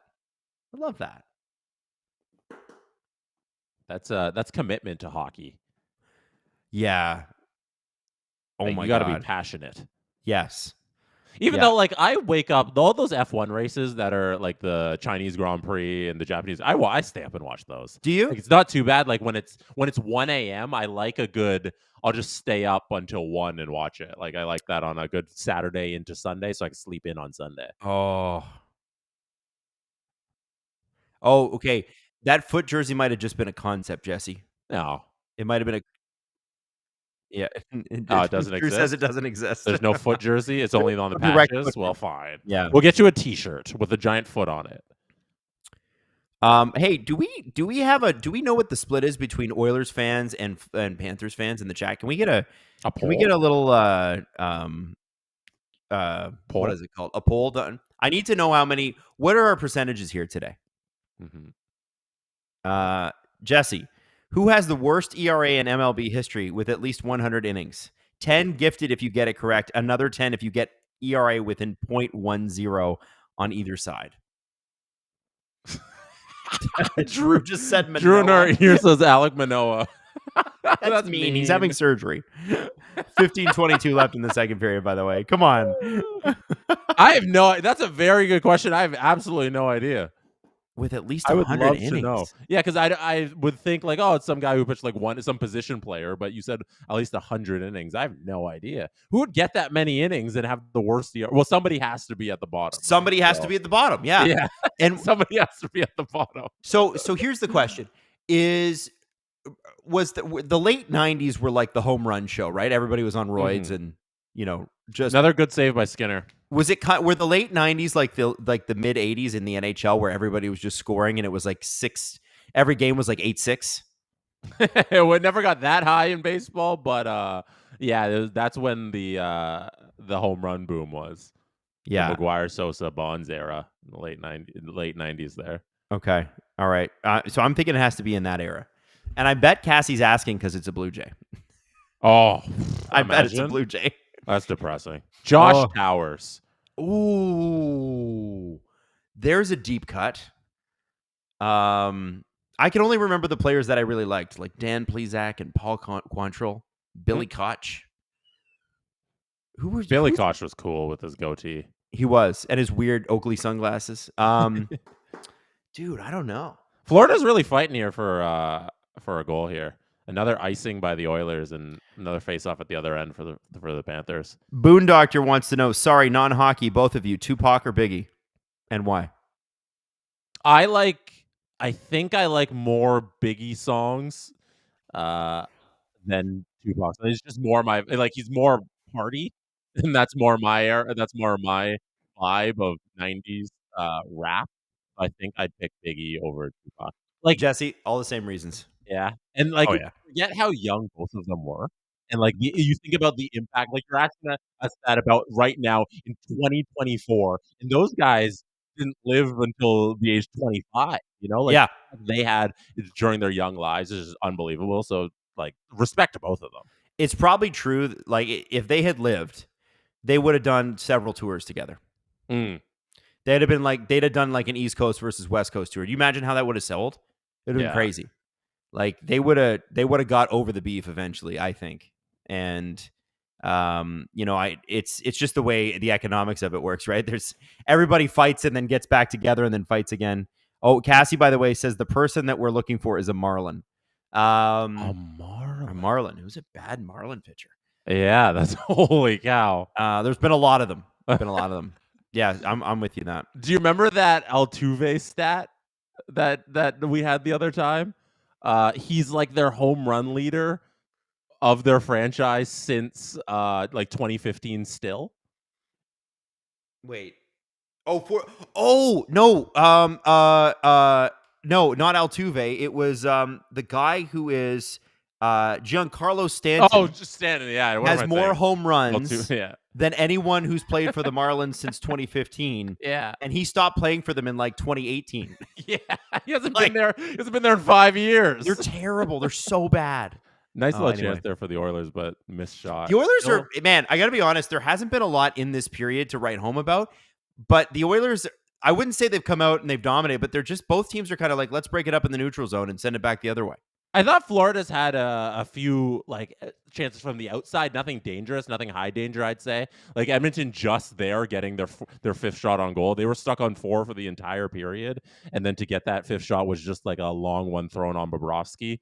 It's like Edmonton hasn't been a threat at all, and I think Florida right now is winning the deserve to win-o-meter. Producer Drew wants your prediction on who's winning the deserve to win-o-meter. I'm going to go with Florida. Yeah, My That's percentage of Florida is 64%. 67 Florida. Yeah. There we go.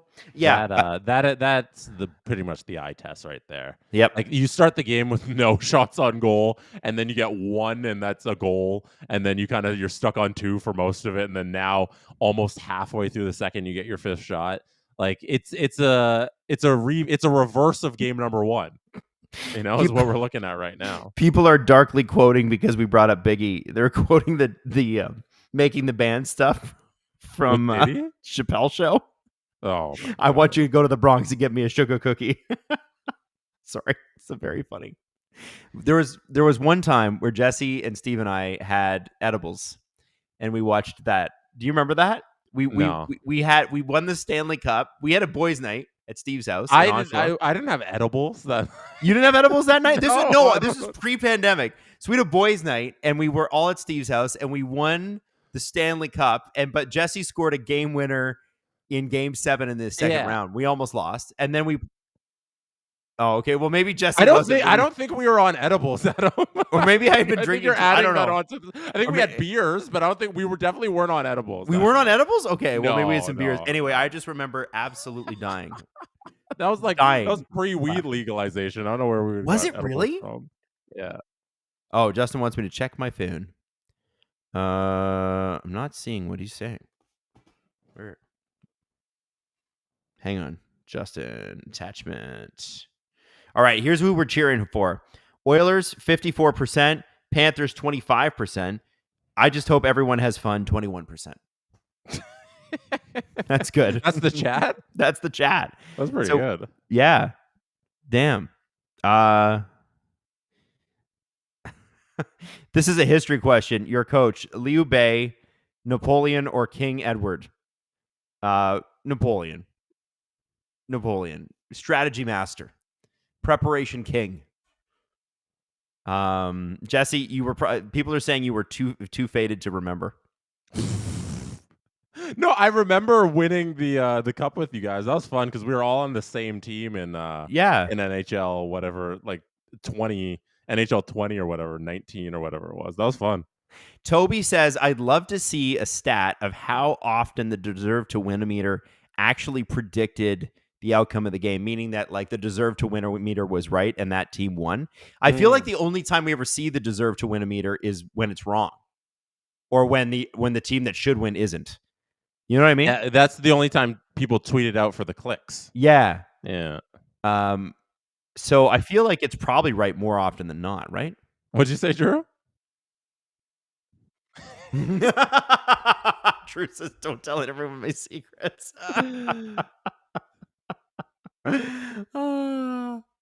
Well, Drew, listen, out there farming clicks, getting content, trolling people, Leaf fans specifically. What will Drew tweet tonight, I wonder, to bother all of hockey Twitter? How will he be booed? Can I repeat that, Drew? Or are you saving that? Drew's big tweet tonight. Are you guys ready? Oilers are better with Nurse off the ice. What do we think, chat? How many hateful comments will he get? I actually want to know. How many angry tweets will Drew get tonight from that one? Hey, now that we're in the middle of a commercial break, my brain isn't functioning. I wanted to remind you that we are doing a live show at Boston Pizza this Thursday with Steve Dangle. He's going to be doing the live stream there, and it's going to be a lot of fun, and I'm excited because it is way more fun to do this, believe it or not, in front of a live audience. How about that? So we're going to do a podcast beforehand, so it's a live show, and then Steve is going to take it and do the stream right to the end. And that means if the game goes to quadruple overtime, Boston Pizza has to stay open late. Anyway, long story short, I want to throw this out to you. You should join. You should buy a ticket. You should come. You should hang out with us. Some people are booing you, and some people, Drew, by the way, are saying that is completely honest truth as an Oilers fan. Yeah. I think Drew will get a lot of likes, to be honest. If Darnell Nurse made $4 million, the conversation around him would be completely different. There'd be a statue built already. The expectations on him would be perfectly fine and normal. It's just the fact that he makes, was it $925? $925 until 2030. That's just way too much for what he brings on the ice, and that makes what he does out there just inexcusable. So I understand if Oilers fans aren't happy with Nurse at most times. That's got to suck because, people are asking which Boston Pizza. It's Boston Pizza Stouffville. And by the way, it's in the link is in the description. Hoover Park Drive, if you want to know for sure.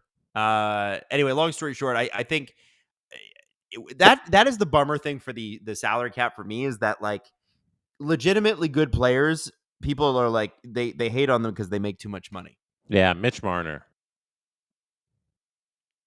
All right, McLeod. Would you say Mitch Marner's in that box? I think there's a little bit of that with Mitch Marner, yes, and I do think there's a little bit of that with please perform in the playoffs too. Oh, we got a goal, Panthers. Oh, okay. I haven't seen it yet. Okay, I'm not going to tell you who. Coming up the ice. Don't tell me who scores. I like this game. You tell me there's a goal, and then 10 seconds later, I get to see who scored. Good goal. What a shot. Absolute beam. Nico Mikkola. They were gearing up for that for a couple minutes now, where they had all the pressure, and there's that little moment there where the fourth line was caught out there, but then they won the face off and they got off the ice and they got up the ice and they kept charging. And this is what happens when you don't control most of the play. Like, you're allowing the other team to keep getting these opportunities, and if they keep getting these opportunities, eventually one's going to go in. It just felt like this was inevitable with the Panthers here tonight, because the Oilers haven't shown up yet outside of this one goal they had. No. Damn. Do I thought they could just score that goal and ride it to the end like the Panthers could. Right. You know what I mean? That's what it felt like, but the opportunity just kept coming for the Panthers. And do you feel like the Oilers can get this thing, like get their energy level up, get some attack going? Because they haven't had it so far in this game. No. I mean, we've seen it, but like it looks like Florida is better tonight. They're just better. They have it. Whatever it is. And it's funny, being a Leaf fan, the other team always has it and we always don't. It's weird, but like Edmonton dominated in a way that you don't often see in the Stanley Cup Final, unless it's like a complete mismatch, excuse me. And today they're really flat. All of their chances have kind of been fleeting, Oh yeah, a little off the rush, no consistent zone pressure at all. And watch the. Sorry, go ahead. No, I was going to say, you can see on the shot chart, especially, it's just all the chances, even from just the outside and the inside, have been on the Florida side. Watch what happens if they even get to the Florida blue line. Mm-hmm. So when they break, they're going to do it again here. Oh, no, we just got a whistle. Once they get to the Florida blue line, it's like they don't know what to do with it. If they're able to get through the neutral zone and maintain possession, they'll have some like weird chip, and then it'll like always be at the end of a shift or what. They're not getting anything going down low. And you have to cycle against this team and get bodies to the net. Like, they're just not doing it. McDavid's on the ice there I think they're heading to a TV timeout here. I wonder if they come out of the TV timeout, you run the McDavid line out there, you run Hyman out there, and you try and get something going, because that's the guy I want to see step up in this moment. 1-1, your team low. Go McDavid Superman on everybody and just skate down the ice all by yourself. Get something going for them. And Adam, I believe you have an ad read to do. Oh, yes, I do. Hang on. Let me pull it up. Some great, fantastic sports book that we have. If you want a safe and reputable Canadian online sports book to place your bet during the finals, then betgrw.com is your sports book. That's betgrw.com. It's owned and operated by Le Grand Royal Wallinac, a land-based casino in Trois-Rivières, Quebec. And if you want to take your wagers to the next level, go to betgrw.com and use the promo code SDP200. That's SDPN200. That is SDPN200. And that's not all. When you redeem your promo code, you can automatically get a chance to win a Connor McDavid jersey. BetGRW.com is your Canadian sportsbook. 18 and over. Please play responsibly. You don't mention what the promo code gets you. A Connor McDavid jersey. I said that. There's a 200% bonus. Are you allowed to mention that? No. Okay. Well, I'm just saying there's something in there. That. There are new live odds. Okay, there's something in there. There's new live odds, Jesse. Wait, Drew, are these odds for real? They're bonus minus 122. Okay. All right. Okay. Yeah. Did you guys answer Cassie's trivia? I have no idea. Should I just Google the Cassie trivia, by the way? You should. Okay. Okay, Drew's going to look it up. And let me get to these super chats. Huh? Worst pitcher, worst ERA of any pitcher over 100 innings. And it's a Marlins player. Have you guys ever seen a player attempt to knuckle puck D2 Mighty Duck style in an NHL game? It looks like it would drive goalies crazy. Well, I mean, there's some issues with the physics with D2. By the way, that's played by Kenan Thompson of SNL fame. That guy's had quite the career. We tried it in practice when we were kids, but I don't think it really does a whole lot. It's just a very slow knuckleball puck that doesn't knuckle. JPix94, the Oilers are falling victim to the Corey Perry effect. And what is that, I wonder? Is it not having him in the lineup? No, it's losing in the Stanley Cup Final. I believe this one will be 4 straight Stanley Cup Finals he loses, if he loses this season. He's not playing tonight. No. I was listening to the Darnell Nurse play-by-play. They're doing a little sod on his injury right now. He's on the bench, and he's just kind of sitting there, but he's not playing. He hasn't played since the middle of the first period, and he keeps going out on the ice and trying to see if he can go, and he does a little loop, and then he goes back to the bench when there's like a timeout and the intermissions and that sort of stuff. He does a loop and he tries to go out, but he can't play. So he's just like on the bench sitting there the whole time watching the game. We got a big chance here for Florida. Oh, baby. Oh, baby. Oh, baby. Oh, baby. I'm not going to tell you what happens. Okay. I'm watching here. Oh, 2-on-1. Kachuk shoots. Save by Skinner. The puck's loose. Another shot by the Panthers. It goes wide of the net. What a chance there. Good save by Skinner, I right? thought Kachuk was going to get that one. Way to go, Skinner, to keep your team tied. Oh, yeah. And then once again, Florida comes back down, another shot off of Skinner's left shoulder there.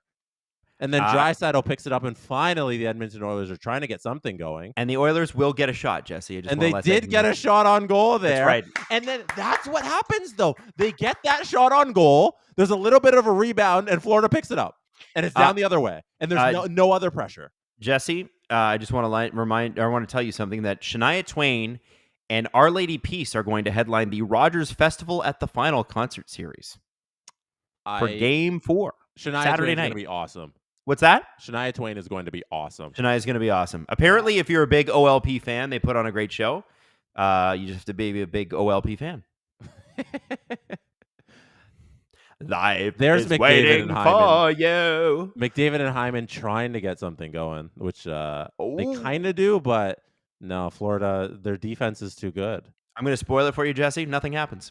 There's some pressure. I know no goal's been scored because you spoiler alerted it for me, but they're trying. Yeah. You know? Hyman got to his Hyman spot, couldn't feed anything through, but Florida is just really good tonight. So I'll tell you this. The Oilers have a lot more energy since that Florida play for whatever reason, and we're about to get a power play. Delayed penalty, yeah, I saw that. So it's good. Like, this might be because after that goal, they've come out firing here, and they look a little better. It looks like it's more evenly matched on both sides instead of one team dominating. So I'm liking what I'm seeing here. Some guy named Steve Dangle in the super chat. Boys, I can't thank you enough for filling in for me tonight. You're going great, Gripper Nation. Aha! Woo! So we know where Steve's involved, and he just gifted 20 subs. Hey! What? There's a panda for Steve Dangle. Wow. Drop the panda on him. Yeah, do that two-step panda. Goofy Goober. Adam, what did you think of the Canadian Grand Prix? You should ask Jesse that, too, because I know we watched. Jesse, if you were the Jays... Sorry, they're showing the replay of the Kachuk scoring chance that he had. He missed a wide-open net. Yeah. Oh, yeah. And that Verhaeghe tripping, completely avoidable. You don't need to slide into McDavid like that. I think they're trying to even up the calls because, like, the Kachuk call earlier was stupid. It was one of the worst calls ever, as Steve Dangle said. Andy Larkin is the answer to Cassie's question. He had an 8.86 ERA over 100 innings in the show and played for the Florida Marlins. Andy what? Larkin. Yeah. Here, big Edmonton PP here. Oh. Damn. Here we go. Goofy Goober, I thought the Canadian Grand Prix, to answer your question, was the best race of the year so far. Absolutely fantastic. It's great to see 4 teams that can win. Oh, Chris Knobloch is losing his mind. He's saying it's a delay game, and I think the Florida Panthers are going to go down 2. As they should. Yeah. Oh, no way. No, that's not a rule though. Like, if you shoot it right over the glass, it's because it's just one that a dump. No, but it launches pre-blue line. Yeah, no, that's a penalty. That's a penalty. He's in the Stanley's didn't cross the blue line. That's a penalty. Stanley's going to the box, man. He's got to. Oh,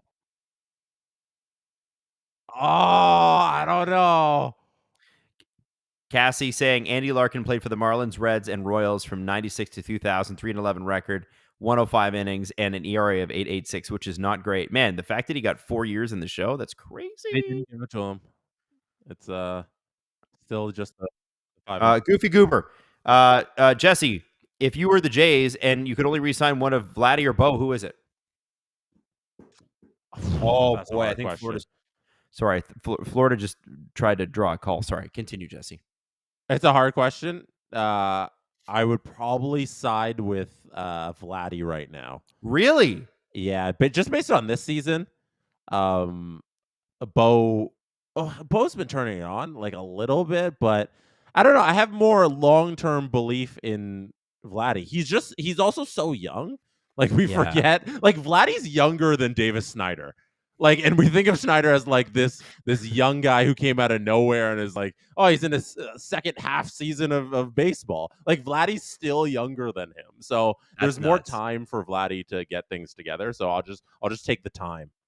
Steve Dangle's mighty roar. Bushbaum hit the post, by the way. Went up out of play. I've seen enough of this great stream with Adam and Jesse. We don't need Steve anymore, so we should trade Steve to Saudi Arabia.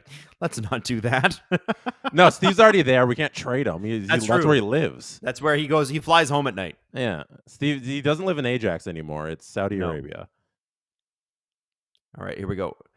Oh, it's good power play pressure here by the Oilers, but the thing about this power play, Jesse, is that for an Oilers fan, I'd be concerned because Florida's doing such a great job with it. You're about to see Bob rob a guy. Yeah, that was a Draisaitl from the Draisaitl spot. Yeah, Bob gets over and he saves it. It was good. They're working the puck from the outside a lot. Edmonton, they're sending it around the triangle there of the Panthers, which is all you can really do because I don't think you attempt the cross crease pass there over to Hyman. So they worked it down to Draisaitl on the Draisaitl spot, and he couldn't feed it past Bobrovsky because Bobrovsky's great at being in position. Oh, great save. Good stuff from Bobrovsky there. He's been doing that all series long. He has. I'm looking at this and I'm thinking if they kill this penalty, it's going to give them a huge jolt. Yeah. Going into the last little bit here. You got it. Oilers got to score here. Yeah, this has got to be crucial here for the Edmonton Oilers. Oh, why did you do that, Leon? Sorry, you'll see what I'm talking about. No, you don't have to apologize. Just Leon. Go and I'll see it. I'll catch He up. did. It was a silly Marner move.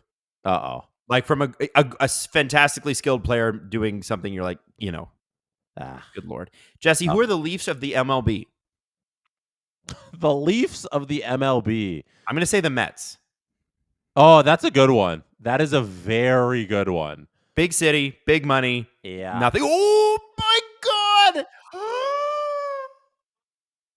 Let's see this. McDavid trying to work some McDavid magic. Passes it back to the point. He gets it in the slot. Over to Nuge there. They try to feed it out front. They can't complete the one-timer out front. And they still have the puck in the zone. 10 seconds left here on the power play. There's Nuge, McDavid, Nuge, Bush, Draisaitl. They're working it around the circle. Slapper from Bush. Can't get to the net. Edmonton, one last shot here on the power play. Can't capitalize. 5 guys out there now for Florida, and they clear the puck out of the zone. Sorry, when Bush off the post. When I was screaming for the Oilers thing when Bush hit the post there, the Siri turned on and it was playing "Money" by Pink Floyd for some reason. You gotta don't do that. Drew's telling us to say "Hey Bleary" and "Hey Blueble" to try and mess with you guys. But why not? We're not bad people like Steve Dangle. That was a good little chance there for the Oilers. Is just great defense. Who was the defenseman in front who took away that low one-timer? Excellent play by Florida. And then, that Bush bomb couldn't find its way through. Crazy. Oh, off the post. My goodness. That's what Edmonton needs more of that. You really need like 10 of those chances for at least one to go in. You can't have one of those chances and expect that one to go in. But I got to be honest, Jess, like I do feel like they overcomplicated some stuff on that power play. Like Leon's little back pass there. You don't need to do that. Like just keep it low, man. Keep it low. And Evan Bouchard should probably have a hat trick by now. Like he's had a couple of chances. What do we got to do, man? Yeah. Florida's been the better team though overall this game. Oh yeah, that's for sure. Rarely Aces, who I believe is an Oilers fan, says, "I hate to say it, but Oil don't deserve to win." 7 shots nearing the end of 2 periods. Yeah, right now they don't. Yeah, and people, it's so funny. What are these calls? Refs are horrible. They must. I can't tell if you're Oilers fans or if you're Panthers fans. And by the way, if both fan bases are complaining, does it mean that the refs did a good job, Jesse? If both teams are complaining, does it mean the refs did a good job? Or does it mean they just suck? I don't think the refs are particularly good at their job. Right. Okay. So maybe both teams have a right to be complaining. Okay, fair enough. Fair enough. Cassie says, in terms of city and stage, it might be the Mets, as in like the Leafs of the NHL or the Leafs of the MLB. In terms of fan misery, isn't that what you said? Yeah, she said though, in terms of fan misery, it might be the Pirates, who haven't been good since like Roberto Clemente, which is true. They have an owner apparently who's like super wealthy and doesn't like to spend money. So, Bouchard's in the box for slashing. Oh, Okay, so yeah, Degro Hydro just said, "Okay, I'm going to stop complaining about the refs now." Did you see that call? That's a rough Adam, call. did you see that slosh on Verhaeghe? Yeah, that's a makeup for the Kachuk one. Yes, that's an embarrassing Wow. call. Embarrassing. Okay. Oh my gosh. Both these sides referees. can complain. You're both right. Bad reffing tonight. I'm sure the NHL Twitter refs will tell you how great a job they've done, though. Tim Beal? Oh yeah, just it's kind of hilarious. Like, not that they're bad guys, but they stick up for their guys, and they're gonna stick up for their guys. We'll just what put if it that like way. we went really hard for every podcaster? Could Yo, you imagine? I ride for my fellow pod brothers. I ride for podcasters. Yeah, like my what? pod brothers and sisters. This is for you. No. See, the crazy thing about Edmonton is they take a penalty and they're like, "Oh yeah, we have the best penalty kill ever." Yeah. So it doesn't really matter. Yep. So they're not. And they're not and too concerned. Here's the thing: if the Edmonton Oilers kill off another minute here, they're going to be able to get their best players on the ice fresh. Mm-hmm. So I don't know.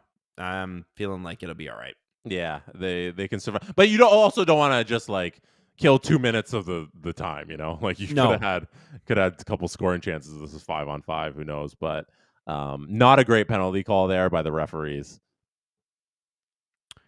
Meme Empress, who I always get their name wrong. I hate the fact that we're not at bedrock for how bad the refs are. Yeah, I mean, like, listen, I will guarantee you this. Clip this. Remember this moment. You know what it's going to take to improve refereeing in the NHL?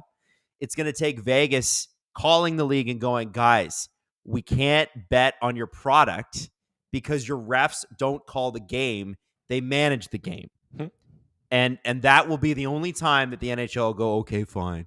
We'll make you play. But Jesse, there's a big moment coming. There's a big moment. All right, so face off right now to the right of Stuart Skinner. There's 35 seconds left on the power play for me. I'm watching it right now. Panthers got the puck out front. Great save. Stuart Skinner comes out to block out all of the angles, smothers the puck right into his chest, covers it up. That's a good little play by Stuart Skinner. Great positioning. Save. Good aggressiveness on that, too. That's the key to that save right there. Coming way out of his net, not staying back and letting the player there, Sam Bennett, make a little move on you. You come out and you take out all the angles. He has nowhere to shoot. Goes right into your chest. Great save, Skinner. Steve Dangle's Mighty Roar. I've seen enough. Sign Angel Hernandez to make the NHL great again. New. Guy can't see. Imagine him trying to see on like a white surface. He'd just be blinded. 25 seconds left to go in the power play. JPix94, if you could trade any one of the core four for a Leaf legend in their prime, oh my God, what would you pick? And who had the biggest impact? I'd pick prime Doug Gilmour because he was insane in the playoffs. He had like 45 points one year or something like that. Jesse, do you have a pick? I get any Leafs player in their prime? Yes. Babe Dye. Babe Dye, best killer in the National Hockey League history. I want him out there on the ice. If gun to the earth, aliens come to me and say, pick the one hockey player you need to win a Game 7, I want Babe Dye. Jesse, I pulled up Babe Dye's stats. You ready? Read them to me. Babe Dye played 3 games in the playoffs. He had exactly 2 penalty minutes. That was it. I'm assuming that back then there were no playoffs, and it was like whoever just won the league won the Stanley Cup. What are his regular season numbers? Well, his best season comes in 1924-25, where he had... What year? 24-25. 1924. In 29 games. You know what? Screw Gretzky. This guy's way better. 29 games, the guy scored 38 goals. Hey, that's and my had Babe 44 Dye. points. Yo, what a good pick, Jess. Yeah, there we go. I want Babe Dye in his prime. Put Willie on his wing. Other wing, I want Comp playing wing. Need Comp? Well, you need a little defense in there. Yeah, obviously. A little defense. Jeez. Was Babe Dye, was he even a... He was a right wing, so you need Comp at center. Okay, so Comp, Babe Dye on the right, and then on the left... Nylander. Yeah. Set Babe Dye up. Yeah, there you go. By the way, Nate, what was Babe Dye's real first name? What's Babe Dye's real first name? Yeah, Babe was just what his buddies called him. Joseph? Cecil. Cecil Dye. Cecil Dye. Names, man. Nice. 53 seconds on my clock at the end of the second here. They're going to icing. Crab people, you better get in on that next one. We lost the first vote. You can't lose this one. I mean, sorry, Gripper Nation. What are we doing here for the vote? We're listen. There was a poll just checking in. Yeah. Are you Gripper Nation or are you crab people? And we can't let the crab people. Oh no, crab people! I'm bringing out the buttons. We got the crab people button. That's out. not fair. Like I'm gonna bring out the DOS, the Dancing Animal Squad, a little confetti to get us all fired up for the vote. Let's do it, crab people. By the way, Cassie says the Pirates owner is worth $1.1 billion. Pirates are spending, including payrolls, benefits, and bonuses, $105 million. The active roster on the field is just $66.1 million. Compare and contrast that with the Blue Jays, who have a $250 million roster. Yep. And not that many more wins. That's a good point. Where are they in the standings? What do you get for your money these days, Right. anyway? Yeah, what's your dollar per win? Yeah, you know? He's probably like, we're killing the dollar per win category. This guy. Although I have to tell you, seeing a ball game in Pittsburgh is one of the best. Yeah, one of the best parks. You guys got, like, I say you because your family's from Pittsburgh. Your mom's from Pittsburgh. Like, that ballpark is one of the prettiest in the entire Major League Baseball. That bridge that sits in left center, I think it is. Yeah, can that's overlook the Roberto Clemente Bridge. Oh, gorgeous ballpark. Yeah, it's great. All those bridges were built by Pittsburgh steel. Well, it's not Pittsburgh steel, but it was steel made in Pittsburgh. Mm-hmm. And all those bridges are over 100 years old, and they're still standing strong. So that's really cool. Wizard Man, love you, Adam, but not into your feet. Listen, can you love a man and not love his feet? I don't think you can exclude feet from my body. Okay? Let's go, Crab People. Let's go, Gripper Nation. Hashtag Gripper Nation. Man, the crab people are dominating this As this they poll. should. Jesse, I got to do some work. As they should. Koyuya, Adam, thoughts on the Tomlin extension? I'll tell you this. People were giving Tomlin crap in the comments. They're like, oh, another 9-8 season incoming. He has had a bad roster for like a decade, and he continues to make the playoffs. This is a man who deserves the extension. Jesse, your thoughts being a football man, and then I want to ask producer Drew. Florida Panthers here killed the last couple seconds of the second period. We are going to the second intermission, tied 1-1. Shots 22-7 in favor of the Florida Panthers. They have dominated play so far. The Edmonton Oilers need to get a little more energy under their feet for the third period if they want. They're grippers, Jesse. Under their grippers here for the third period if they want to hang in this and don't go down 2-0 in this series. But all that being said, it is tied 1-1, and they are not down in this game. So we'll see who can fight for the next goal and get this lead here. Adam, it's kind of how I said early on this was going to be a close one, and it has been that a close one so far. Both goalies have been excellent. Mm-hmm. Both teams have been great defensively. Mm-hmm. What are your thoughts going into the third period? Well, I want to know what your thoughts are on Tomlin's extension. Oh, yeah. But also, and I was going to add on the Tomlin part. Okay, but yeah, my thoughts are this, and I'll make them quick because I want to get your thoughts on Tomlin. Yeah. Listen, Edmonton is lucky to be 1-1 here. They are. And why not come in and do exactly to the Florida Panthers what they did to you? You can't go home down a game or down 2 games. You can't let that happen. This is Connor. If you're the Oilers, you got to be like, this is Connor McDavid's freaking cup, and we're going to get him his cup. Like, it's got to happen. So to do that, you come out firing on all cylinders in the third period. The first 2 periods do not matter. Who cares? Doesn't matter how you feel. Oh, no, Darnell Nurse is hurt. Whatever. Who cares? Just get out there and get that goal, and they got to score in the first 5 minutes. That's my bet. I think you nailed it, that they're lucky that it's 1-1 right now. So you might as well think about it as like fresh game when we come out in the third. You know, none of that happened. Who cares how we've been playing so far? We can go out there and play like how we played in game 1 where we couldn't buy a goal, but we can play like that and hopefully we'll get one. If you're Florida, keep doing more of the same. Like if Florida just keeps doing what they're doing, they're going to continue to get chances, and another one's going to sneak in. So Florida, I don't think there's anything wrong with what they've done in this game so far. Edmonton, they got some issues to fix for the third period. Now, before we throw to anything, Mike Tomlin. I'm a big fan of Mike Tomlin. I think people love making fun of the I have never been under 500 record that he's maintaining, but there's something to that level of consistency. There's something to always having your team in the fight and making the playoffs and always being above 500. So I think you reward that by giving him that extension. It's the thing that Pittsburgh always does. They have their coach and they have him there forever, and that continuity that they build in Pittsburgh is a good thing. You know, having that consistency, you having that ethos for your franchise from coach outwards for decades is a good thing. So why not keep running it? It's been successful for them so far as a franchise. Producer Drew says Mike Tomlin is the best coach in the NFL. He says better than Belichick. Well, here's the thing about Belichick. If he was so great, why has no one hired him? You know? Yeah. Like, why is he making appearances on Pat McAfee? Listen, good for him, but like, he wanted several jobs and nobody wants to hire him. The Atlanta one in particular, apparently the owner there got talked out of hiring Bill Belichick by other owners who said, nah, don't go with that guy for your franchise. Wow. Yeah. Drew's talking about how Mike Tomlin can make the playoffs with nobody at quarterback. Yeah. And here's my question.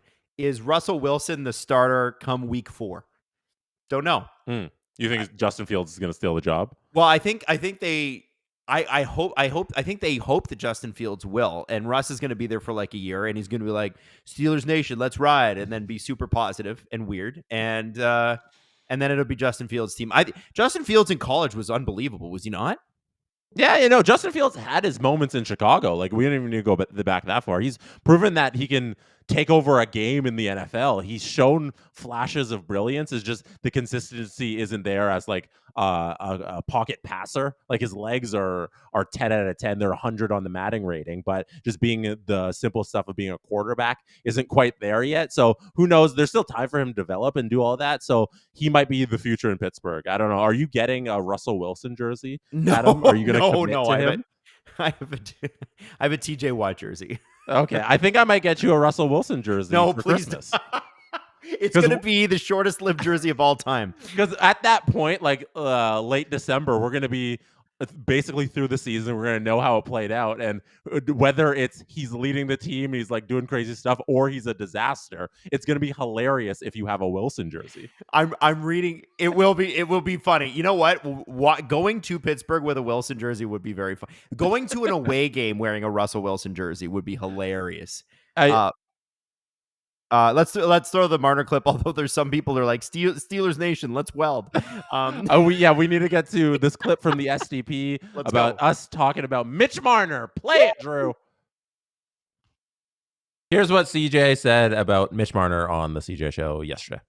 Coming to the conclusion that they can just have Mitch Marner on the roster and walk into free agency, or would a stalemate in the negotiations force him to waive his no moves and find a trading partner? I think they're very wary of making a bad trade, which, you would be every time you're making a trade. But, if you're considering trading one of your franchise's all-time best players by points, by the kind of records Mitch has racked up, still in the prime of his career, I mean, the possibility of that going awry, like you might never come out from under that. So I think that they're not going to commit to ever like we have to do this. I think that it's more about what the marketplace yields, what they hear back from the Marner camp. I mean, I think that they would walk him to free agency if they had to, partially because they have no control over it. He literally has full control. Now, it's very, very rare for a player when he's made to be felt unwelcome or that the team wants to move on to say, well, I'm not moving and just you deal with it. They have no control in the situation. I mean, they have enough control that they can try to influence things a certain way, but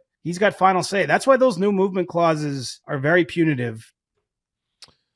Yeah, well, it took a much smaller cap hit so we could get that clause. So just stop it. I thought it was fascinating. I thought it was fascinating to hear CJ just throw out the possibility that he might get walked to free agency? Well, I think it's good that he's doing that, because a lot of us, sometimes me, are talking about Mitch like he's gone. And that's very not the case. Now, I've been very open about, I think the best move is for this team to trade this player.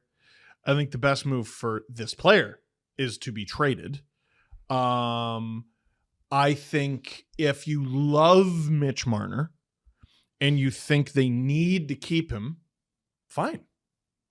We all have our players that we love. Mm-hmm. Who else is going? Austin? Well, Willie? Morgan? Tavares? I don't even know if Morgan would be enough. And then you got to plug that hole. You got to make a significant move. You can't run this back again. That's not an option. It's not an option. Okay. Well, there's a growing group of people on Twitter saying that it has to be. And they're all wrong. Like, objectively. Very like, smart people saying it. That's fine. And they're wrong. And it's fine. I'm not doing this for another calendar year. Okay. Now. Because But it's not up to you what you want to do. I know. I'm getting there. Get there. Let's go. I'm getting there. So part of why I'm not doing this again is I feel like it's Groundhog Day. I feel like we are talking to each other in June 2023. Okay. No time has elapsed from last year. None. So here's me looking at it from Marner's perspective and then changing the focus a bit. I'm Mitch Marner. Mm-hmm. I have worked my whole life to get this. I worked really hard to help you recruit John Tavares. Yep. I then put up 90 friggin' points with John Tavares. I think more. Got him a career high in goals, 47. Got John Tavares 47 goals. He's never sniffed it since because it was with me. And then what happened?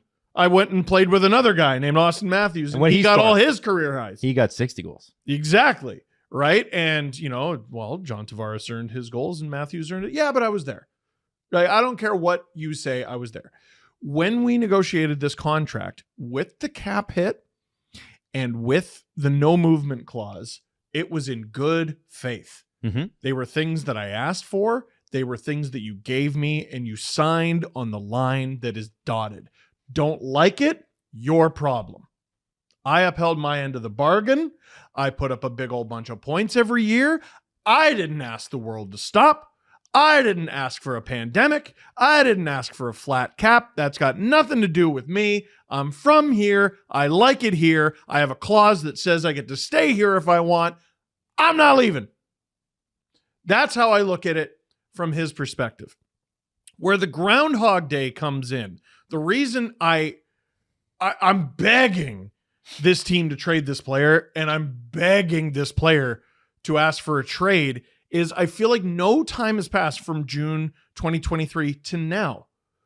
Because if you run it back, there's almost no one left to fire. It's just Shanahan, right? No, I think Pelly's got to go too. Well, and I know he just got here. No, because how many more times? Fire the ownership. No, how many more times can we be nose to nose with the most obvious decision in the friggin' world and ignore it, walk by it, only to walk around the entire earth and meet it again the next year? A trip around the sun, and we're right back where we were. Okay. Brendan Shanahan's like, I'm the president. And Dubas is like, I want to be the president. And they both stand at the same urinal, and they're just having a friggin' fight, and they're trying to see whose stream the strongest is. And they both kind of get their way. Shanahan fires them, but Dubas, gets his promotion or whatever. But they're little friggin'. Where did that promotion come from? I don't know. How did he? It's amazing that just dropped in his lap. It's so good. But that little dust up, that little battle of egos, whoever you decide is wrong, put them where we are today. Okay. Oh, well, we gotta take a lot of things into consideration. He's one of the best players in the history of the franchise. Where was this energy last year when you fired the general manager 5-6 weeks before his no move clause kicked in? You nutcases. So I don't want to hear, well, we got to be delicate and we got to be, fuck off. Stop. Enough. Stop lying to everyone. Stop being stupid. Stop being childishly naive.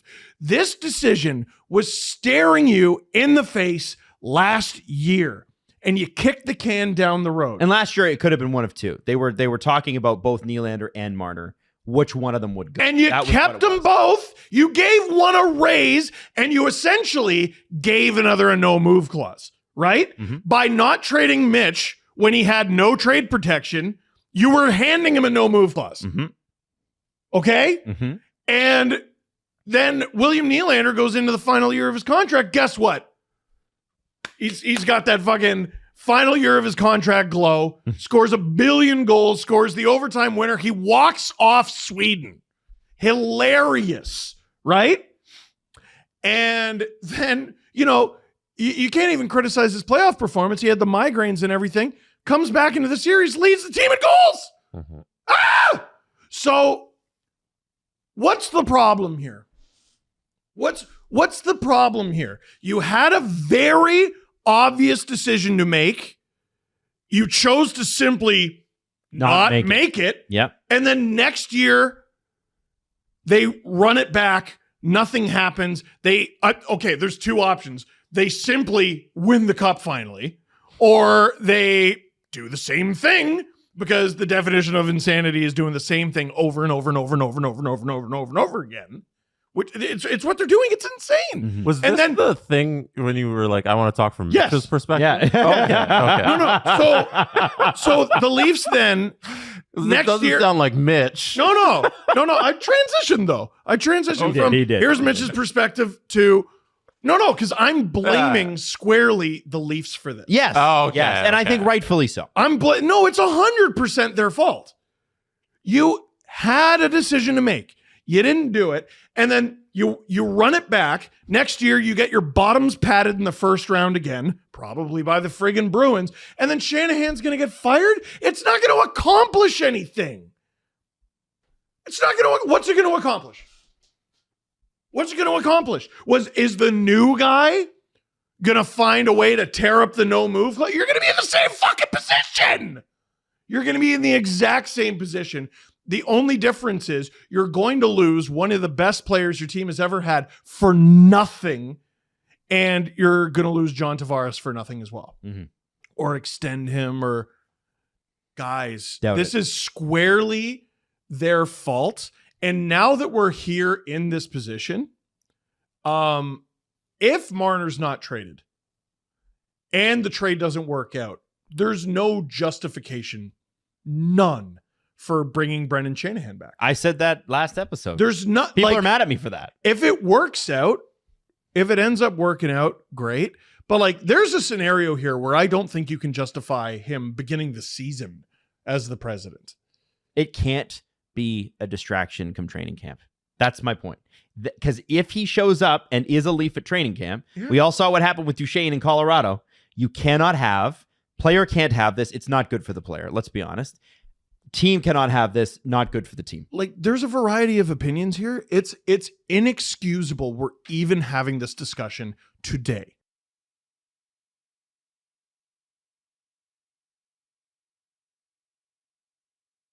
And we're back.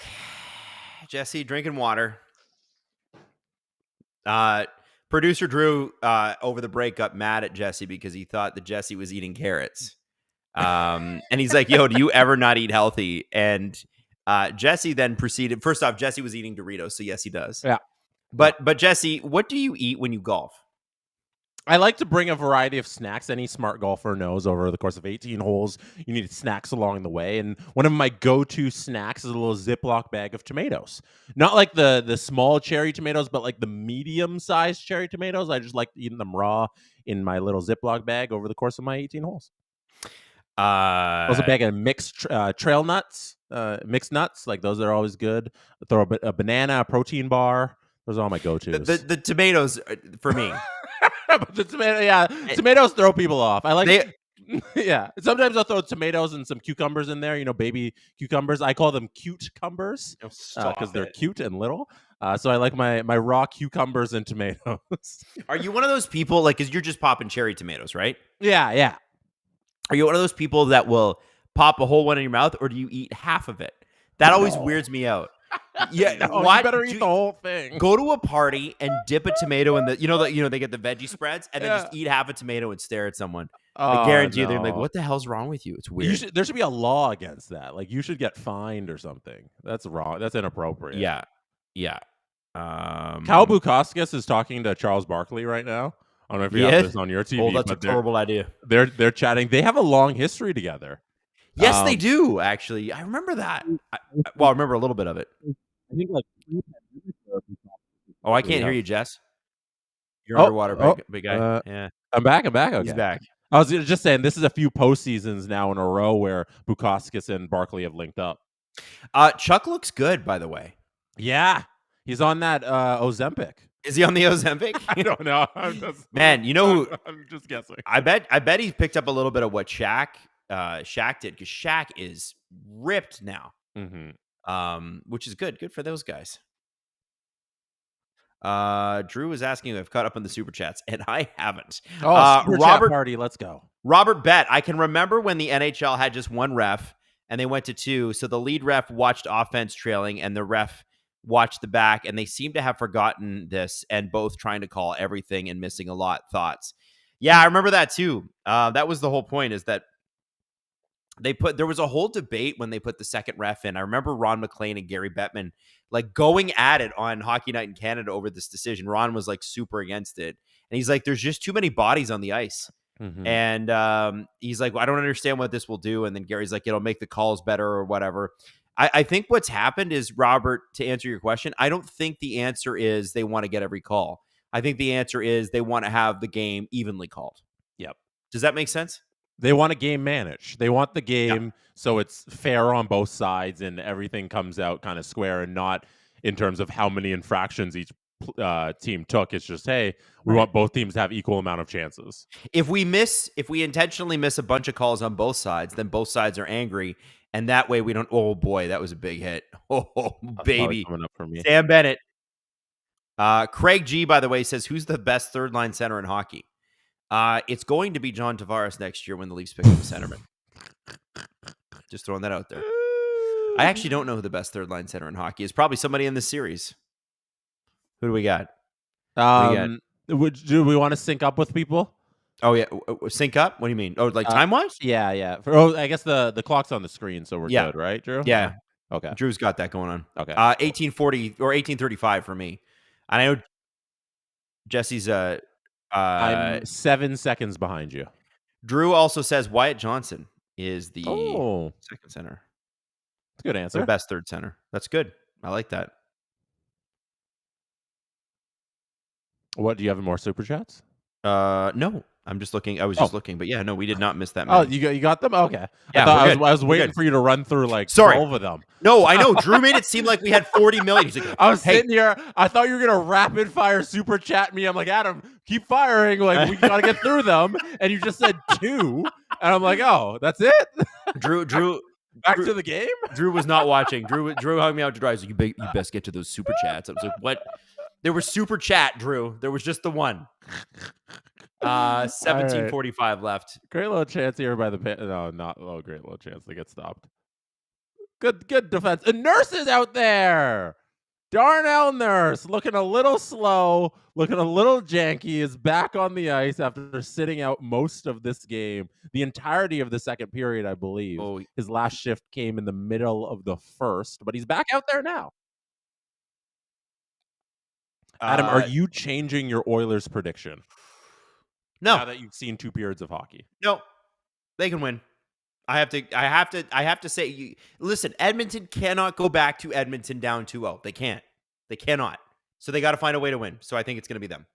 But Adam, the series doesn't start until you lose a game on home. Well, they might lose 2 games away first, and that means the series kind of stinks for you. That's one of the worst phrases in sports. Oh baby, Florida just they're applying the pressure here. Oh man, You're telling me something's gonna happen? Oh man, with this line out here, Edmonton had an opportunity there to clear the puck. That was Evan Bouchard who did not successfully clear the puck, and it leads directly to a Florida Panthers goal. The camera's on Bouchard as he rolls to the bench. Not a great defensive play there by the Oilers. I'm waiting for the replay here to see this goal. That's a snipe. That is a regrettable play for Evan Bouchard. Boy, oh boy. They're able to keep the puck in. Florida is at the blue line. What a shot by Rodriguez. Oh my God. Pass it around the back. Right there is when Evan Bouchard, right to Evan Rodriguez. Evan to Evan, tape to tape. Evan Rodriguez leading the Stanley Cup Final in goals as though we all predicted it. Unbelievable. Did you see the tape to tape pass, Adam? I sure did. Bouchard to Rodriguez. Yes, I did. I think it was supposed to go to Connor Brown, Jesse. I'm not sure, but that's not great. Wow. Wow. Did someone just write Bouchard? Sorry. That's inappropriate. It's just not incorrect. Updated bet GRW lines. Oilers now plus 332. So yeah, I guess with the fact that the shots are tilted so much in Florida's favor, Edmonton has not found a way to solve things. Although we have a bit of a rush here. That Evan Rodriguez shot, it might have also hit off the backside of McLeod while it was going towards Skinner. It might have grazed him, and then that's why it kind of changed direction and went into the top corner there past Skinner. But either way, the point there was to clear the puck for Bouchard, and you cleared it right to Rodriguez, who successfully sniped it in. So all credit to him on that goal. But once again, the Oilers defense letting them down. Alexander McKechnie just dropped something in the chat, which we see from new people in the chat. So I wanted to shout out Alexander. Is there an actual video of the game, or are you guys just talking? To get an actual video of the game, you need to have billions of dollars. So no. There is, or not care about laws. Or not care about laws. Yeah. You can always do that. Our channel's big enough that we have to care about laws. Yes. So, unfortunately, we are law-abiding citizens, and that is the way it has to be. So, yes. Drew's asking me if I want to change my pick, and he's asking you as well, Adam. But I'm a true believer in you dance with the girl you brought to the dance. That's right. You don't just abandon her because there's something else that catches your eye. So I stick with the team I pick at the beginning of the game, and that's the Edmonton Oilers. So we'll see if they can fight their way back here. It's not looking good based on how these periods have gone so far, but we'll see how these next 15 minutes play out. Yeah, no kidding. Yeah, really, I mean, Jesse makes a good point there in that the only thing the Oilers can give you is blind faith at this point. They've played a terrible game, and they stink, and I don't know what happened. And I'm mad at my pick. However, I've seen the Oilers come back from way worse than this. Adam, what do you think Ron McLean's response would be if you were on the Hockey Night panel and you said they stink, and that was your analysis? Stink, like the city in northern BC that in 1927 had a slack heap that went down the mountain and 30 people died. And then Gordon Lightfoot. And then Gordon Lightfoot, and the Tragically Hip. Here we go to break. That's what it would have to be. Yeah. And referees are good. And, well, yeah, Ron is pro referee, actually. Because he's a very nice man, by the way. He refs himself. Yeah, and he's coming at it from a different perspective in that he knows what it takes to referee. So there's a lot more leeway there for the referees in the game, you know? He comes from a point of understanding. I would love to know what he would have to say when we go in on refs on the podcast. You know, it's kind of like Ron is to refs like what Kelly Rudy is to goaltenders, right? Try to get Kelly Rudy to say anything bad about a goalie ever. Well, when you see Kelly's like, well, I can understand what he's trying to do here. And that's when you're like, he screwed up. That's Kelly's way of saying that guy stinks. Hambone. I put my Toonie Steve bet on the Panthers to win the cup because the team that beats the Leafs, the Bruins this year, lose to the eventual cup winner. Go through the years. It's kind of crazy. We should do that on the podcast. Okay. Last 5 straight years. Can you give that back to me? I was looking at a picture that I'm going to send you. Oh, wow. And it looks like you might be onto something. Damn. Wow. Adam, I'm going to send you a picture that we got to talk about. Drew, I don't even know if could you bring this up on the screen? Cassie just gave us a super chat. Hey guys, helping to slowly chip away so you can buy the NHL rights. Thanks, Cassie. Cassie, we love you. Cassie clan, let's go. There's a dancing panda for the Cassie clan. CCC. Jesse, you're going a little overboard here. Cassie, a little much. Clan. It's a little much. Jesse, I saw that spelled picture different, too. Everybody. It's spelled different. Don't worry. It's CCC. There's a song. Okay, Jesse, I don't know how many Iron Maiden songs you listen to. Very little. But there is I went to see them a couple summers ago in Toronto after Everly was born, and they have a song called "The Klansman," and he's like, "I just want everyone to know before we sing this, it's the Scottish clans, okay? Scottish, not any of this weird North American because they're from England, right? Not any of this weird North American BS, and it's about freedom." And he's like, I have to say that before we play that song. What's that? The other one was also about freedom, but in the reverse way. Right. Yeah. Freedom is that issue. You're right. Jesus. This is so bad. Did you guys see the picture I sent you? Yes. So that is DJ Khaled with Gary Bettman, and he's giving him a hug. Oh, Drew, you brought it up. Amazing. It's on the screen right now.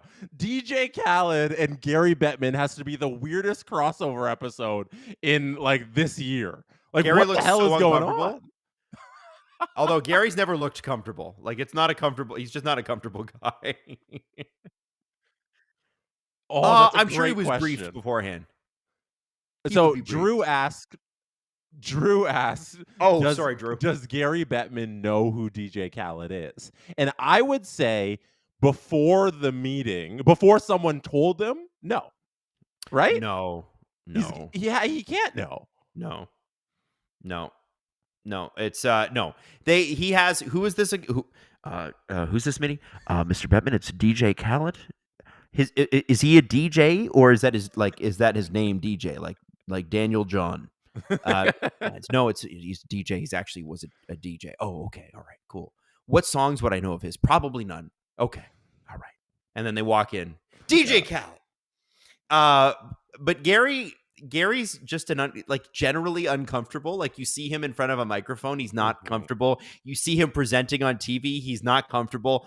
Him being hugged by DJ Khaled is my favorite kind of Gary Bettman uncomfortable. You know what I mean? It's good stuff.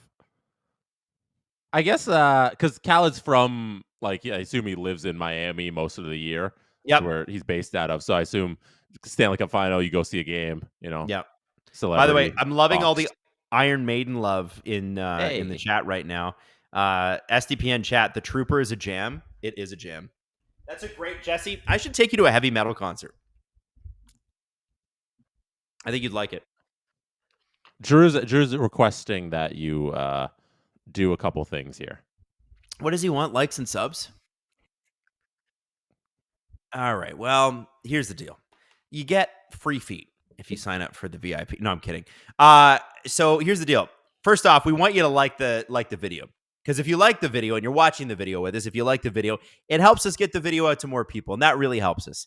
I also, that part where it says subscribe to the SDPN channel? Click that. But also, you can subscribe and be a part of our VIP membership group. And that kind of gives you a couple of cool things. First off, we have a lot of podcasts here. First thing is you get an extra episode a week, and it's non-hockey. but it's all the crazy stuff that we used to talk about on the podcast before we became like a fully just hockey all the time podcast.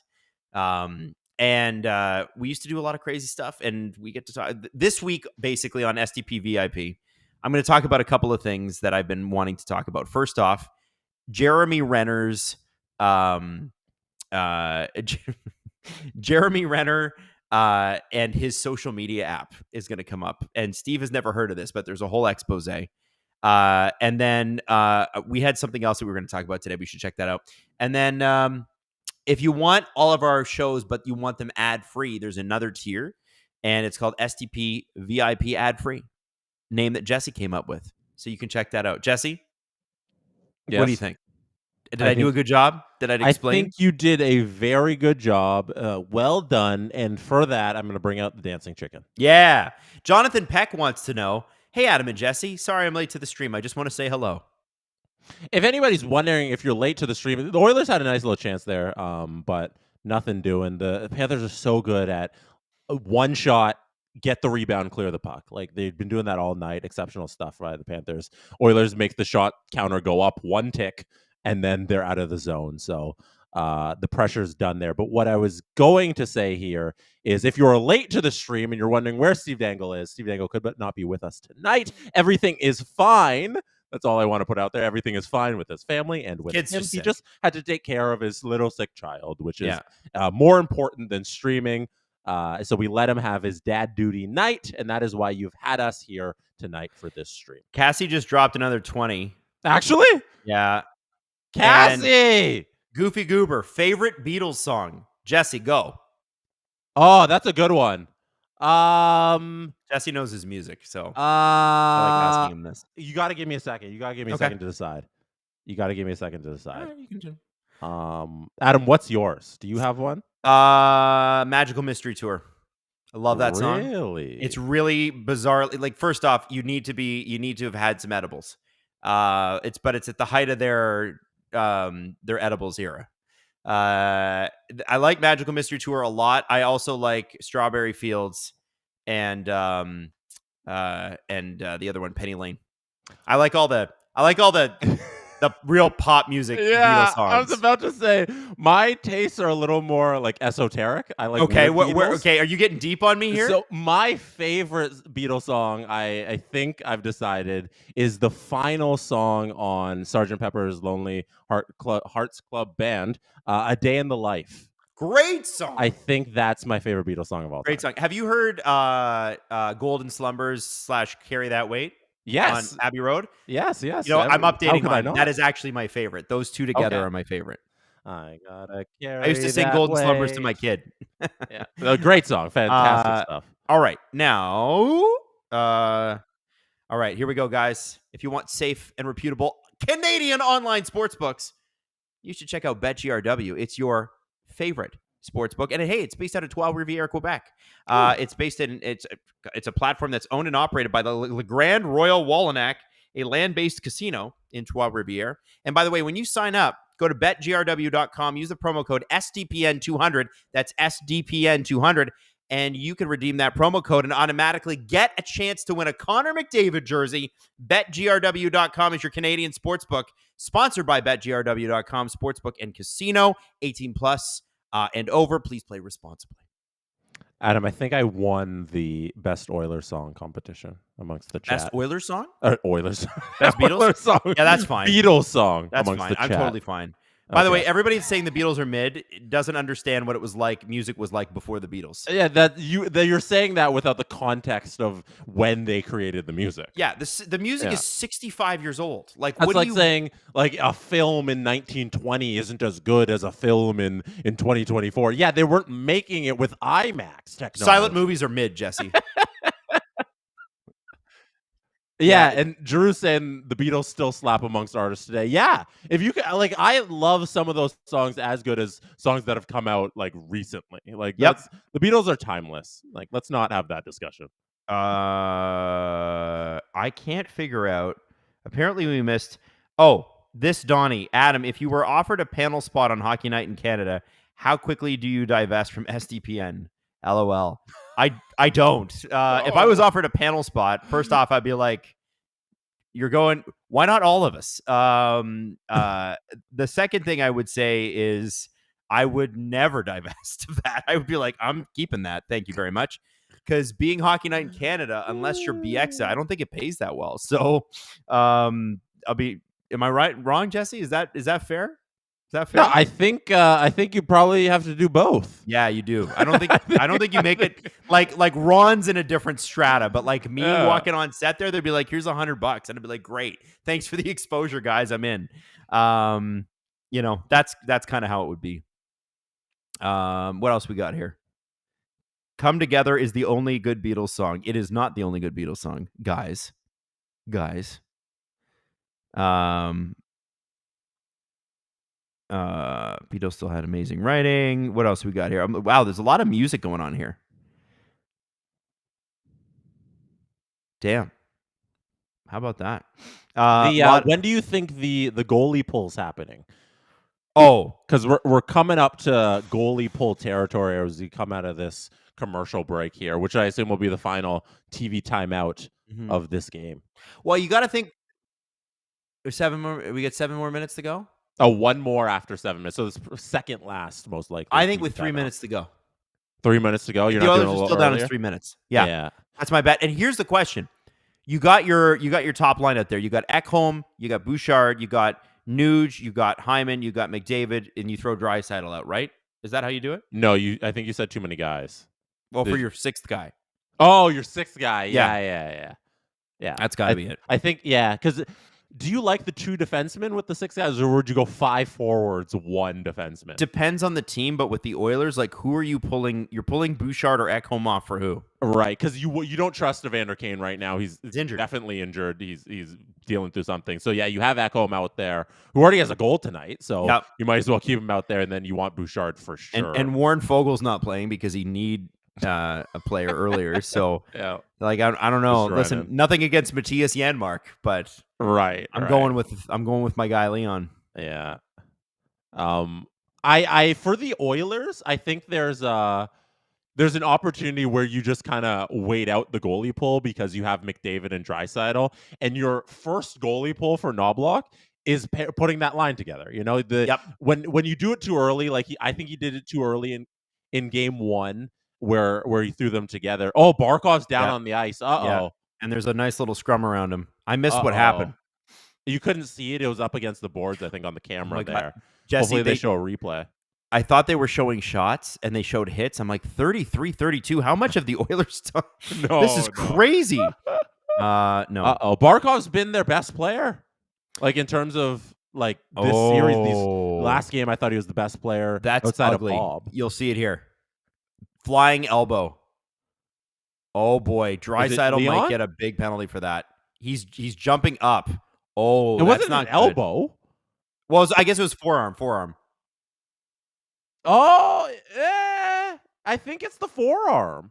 But let's see from this angle. Oh, yeah, it's like the side of his bicep to Barkov's face. Is Draisaitl trying to take Barkov out of this series? Seems like that was a little dirty. But okay, if he gets a huge penalty for this, I will ask everybody again. What about Jake Trouba? Right? Remember the Jake Trouba flying elbow that was like, well, it's actually his forearm, and therefore not bad. Right. I honestly don't think this is. I think the Jake Trouba one was a little worse. Yeah, definitely on I think so too. Replay. He's got it. He's going to get a penalty for this. It's to the head. Right. He jumps into it, but it's this area here he gets him with. It's not really the elbow. It's not the shoulder. It's the bicep area, which is what is that call? 2 minutes. That's 2 minutes, right? Yeah. That's 2 minutes. That's not a misconduct. They just called it, 2 minutes for I think roughing. Sorry, I'm getting that right. No, it's all good. I'm just letting you know. Duke Ding Ding. Hey, I just learned that Pantera is touring again with Zach Wild, Adam. Here's $5 to go towards Jesse's ticket. Let's go. Jesse, do you know anything about the Cowboys from Hell? Who is this? Pantera. I've heard of Pantera. I don't listen to their music. They're sick. You want to get fired up? Put on Walk right before a game. Great song. Okay, and here we got another one here. Super chatting. Hindrance Gaming. Flyers fan here. Can Danny B get pick 11 and 12? I don't know who they're trying to trade with to get that. Cassie Clan, doing his best. Leon doing his best Trouba impression. Interesting. I don't know. I feel like that's. I mean, Trouba. The Trouba hit, Jesse, was a 2-minute penalty. Am I wrong? It was. Yeah. Yeah. 2-minute penalty. That seems to be what the standard is. That I makes think sense. I think this call is the correct call. Yep. That's a 2-minute call. He didn't get him with the direct elbow. He didn't get a shoulder to the head. It's, what did they call it? Roughing on the ice? Like that's a roughing penalty. That's it. It doesn't come with a fine, doesn't come with a suspension. It's 2 minutes. They got the right call there. Yeah. Drew Jack Daniels saying, in the chat. Dirty knee on knee, dirty elbow. Oilers are complete garbage. Jack. Well, if you're a Panthers fan, you should be upset. For that 2 minutes, you take Barkov out of the game, which is very consequential because Barkov's been an absolute shutdown machine. He shut down Panarin. He shut down Kucherov. He's shut down Pastrnak. Like nobody has been able to score against him. So having him off of the ice here for these next 8 minutes of this game is really consequential. I will say, Jesse, that it is, as a fan of another team in the same division as the Panthers, I do find it funny how. I'm just throwing that out there. Jonathan Peck on the super chat. The Beatles rule. Their doc on Disney Plus is awesome. Yes, it is. Yeah. Very good. Good doc. A little long. I didn't need all of the footage. No, it is a little long. I feel like I didn't need to sit there for 6 hours. Hold on, Ringo's getting up to pee. Like, yeah. Like, all right, he's sparking up a joint, like behind the cameras. He's trying to hide it. It is kind of crazy how Paul drove that band, isn't it? Yeah, he was the true leader. Yep. Like from beginning to end. Yep. And that's why Wings. Oh, great chant. Sorry for the Panthers. No. Paul McCartney's solo career is better than John Lennon. There you go. The Boom, Panthers are really pressuring here. They just lost it out of the zone on my feed here. 20 seconds left in the power play for me. I'm not going to say. Something's coming. I'm not going to say. Oliver Ekman-Larsson breaking out behind his net. They're passing up the neutral zone. They're coming through. They're trying to send it out to the front of the net. And that is a goal. That's goal number 2 for Evan Rodriguez. What a breakout play. They get it off the rush. They sneak it over the blocker side of Stuart Skinner. They capitalize on the Leon Draisaitl roughing call. And that is 3-1 for the Florida Panthers. Okay, I got to ask. Producer Drew is in our ears here. Hey, Producer Drew, quick question for you. Who did you bet in this series and how many games? Drew has bet Florida in 4 in this series. So you might be wow. What a little redirect from Rodriguez, just flying by Skinner. That's just a nice play. No goalie in the world saving that one.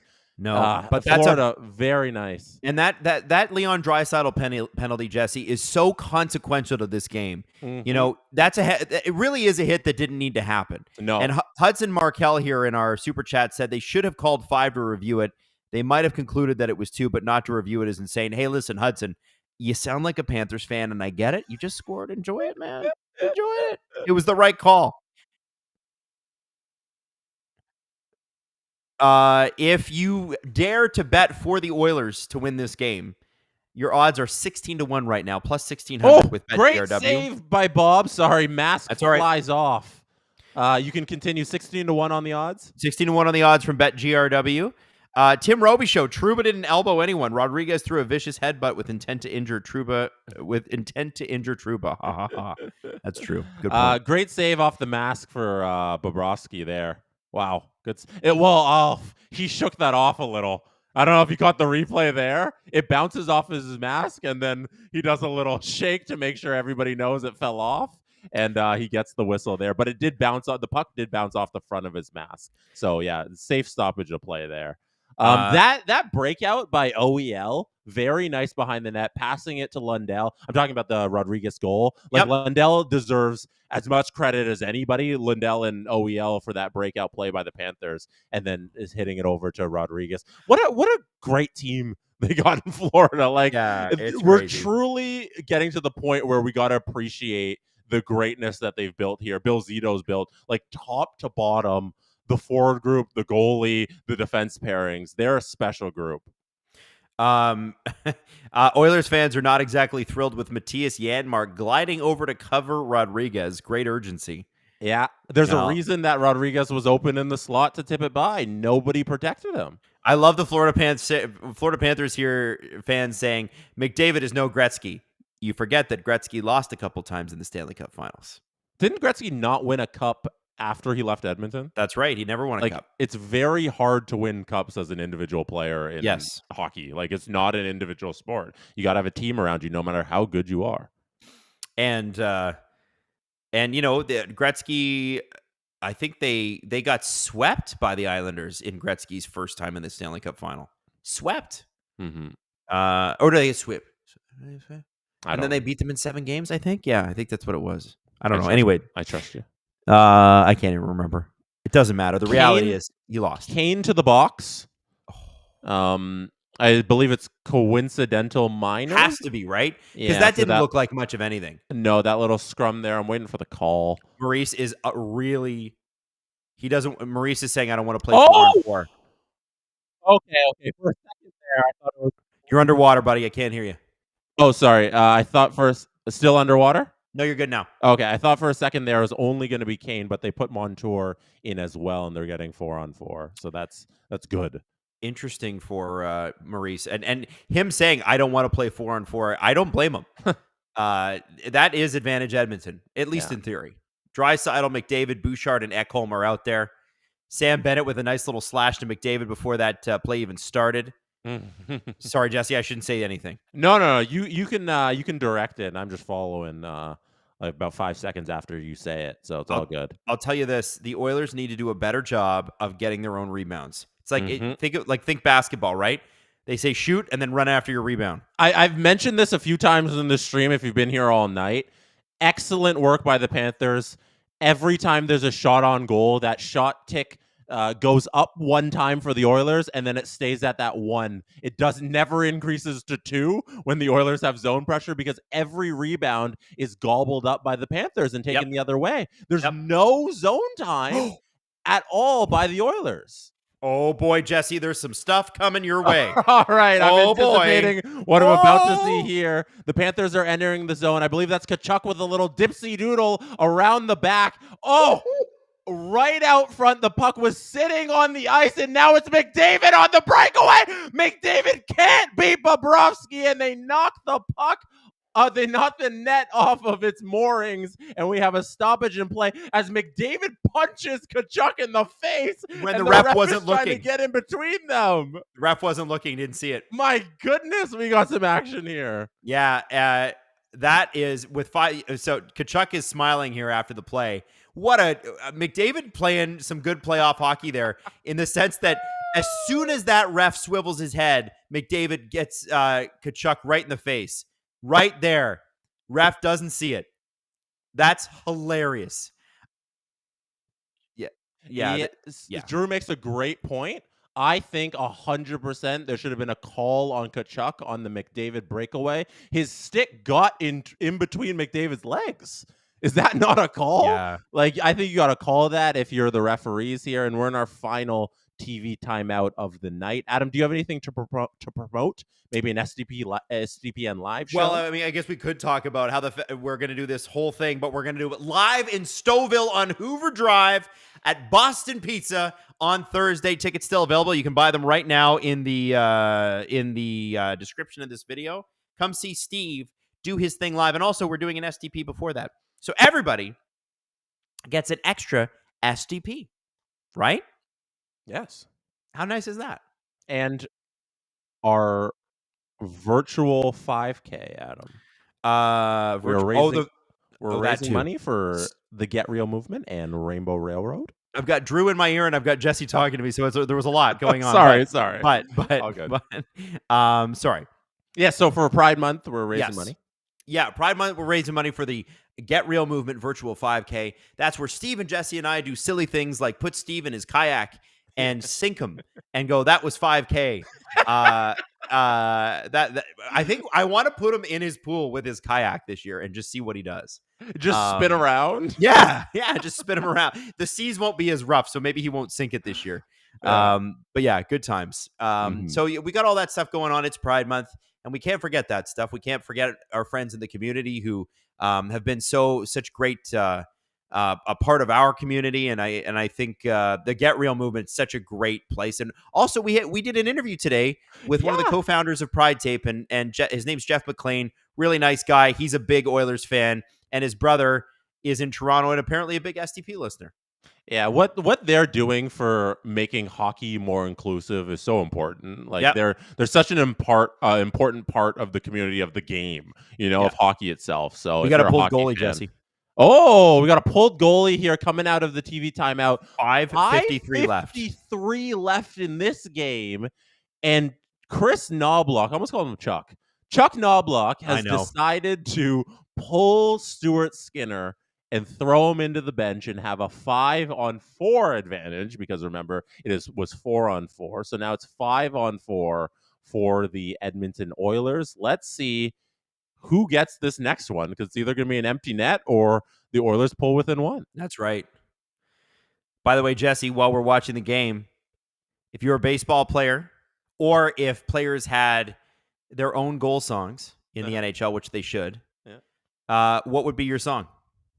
I always think a badass walk-up song would either be Can't Tell Me Nothing by Kanye West. Ooh, good. Or King Kunta by Kendrick Lamar.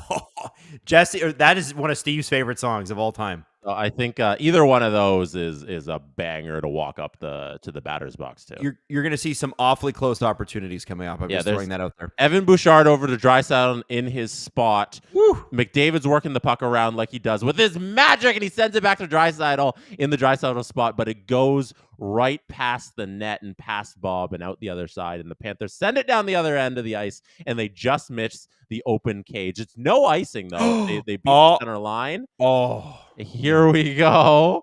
Something's about to occur. Adam is reacting. Hyman sends it down deep.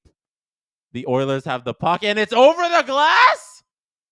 No? It got tipped? I think there's a penalty, Jesse. Is the penalty coming? There is a penalty, my friend. Ekblad is out there, by the way. And it's a penalty. Is it now? I can't tell if it's puck over glass or if it's Ekblad grabbing McDavid's head. It's the puck over the glass one. Yeah. Oh boy, it's gonna be 6-on-4 here. 5-on-3. 5-on-3. I'm Chuck Knobloch, the great infielder. If I'm Chuck Knobloch behind the bench, I put my goalie back in. Why?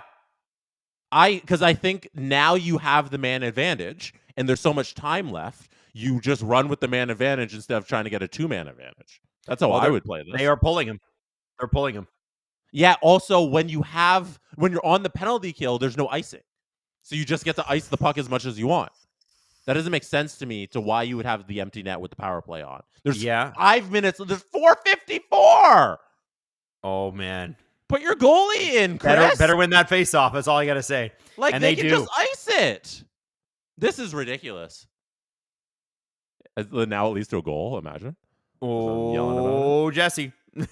There's lots of stuff. Okay, things are happening here. Remember, I'm 10 seconds behind the feed on Adam, so that's why he's like teasing me with things that are happening. It's a one-timer out in front. The Oilers got it. The Panthers are going the other end. Oh boy, this game. I'll let you know if it's over. It's not over. Okay. It's not over. Nothing. I will blow that for you. Yeah, if it's over, I'll tell you. If you want to do the play-by-play on the goal, just jump in, do your thing. I'm locked in here for the 4:20 that's remaining. The Panthers are doing exactly what they should be doing. That's just icing the puck each time, but aiming for that empty net, because when you're on the penalty kill, you can ice the puck, and it's ridiculous that you're pulling your goalie in this circumstance, I think. That's a good point. It's a good point. I would give it a minute or so, yeah, you're already up. Yeah. So I get it. The Oilers trying to get something working towards the net. And right now it's about pucks on net, and they're not doing it. When you throw pucks on net, good things can happen, and they're not. They're just playing around the edges here, still circling around the back, passing it back to their forward. Down low now. Evander Kane's in the middle. The shot in the slot goes wide, or just a save off the shoulder of Bob. Oilers still trying to work the circles. They're getting it to Draisaitl down low. Great little block there by the Panthers. And the puck's over the glass again, but this Jesse, time it's touched by the glass. AVT Zuko says, I'm new to hockey. Why is there no goalie in the Edmonton net? You can explain that, Adam. Well, so here's the deal. If you pull a goalie, you get an extra player on the ice. Edmonton is down. If Florida scores another goalie with an empty net, and by the way, it looks like the Oilers are going to call a timeout here. Makes sense. If the Panthers score a goal, well, they're up 4-1 and you lost the game anyway. But if you can be up on an advantage with an extra player on the ice, maybe get a couple goals, maybe tie the game, you might as well take the risk. Yeah. Wow. Yeah. Ryan Nugent-Hopkins, by the way, threw the puck over the net again. He's got to stop. You got, like, at some point, instead of trying to pick a corner, just aim it low. Go low, man. Just shoot it. Who cares? If Bobrovsky's there, at least you hit the net. At least you gave the puck a chance. Yep. You know, like when you're golfing and you get and you shoot the puck and you're putting, and you're short of the hole, you got to at least give the ball a chance to go in. At least put a little emphasis on the ball so you give it a chance to go in. Yes. Here with the puck, when you're shooting at it, at least shoot it at the net so you're giving it a chance to go in. Maybe it sneaks by the goalie. When you shoot it wide, there's no chance. I'm upset. Girthy Bettman says, I'm literally the Undertaker for Canada, about to be undefeated, 34-0, USA. My goodness. It's true. I think the last Stanley Cup, the first Stanley Cup of Gary Bettman's tenure was the 1993 Montreal Canadiens, if I'm not mistaken, or it was the Pittsburgh Penguins the year before. But either way, he's only ever seen one Canadian team win the Cup in his tenure. That's nuts. I don't think it's intentional. No, but it's not intentional at all. Oh, McDavid. Some people would argue it is intentional, though. Yeah, it's not. It's not. Oh, baby. Edmonton here trying to still get something with the empty net. The Panthers are able to send it down the length of the ice and ice it for free, as you can do on the penalty kill.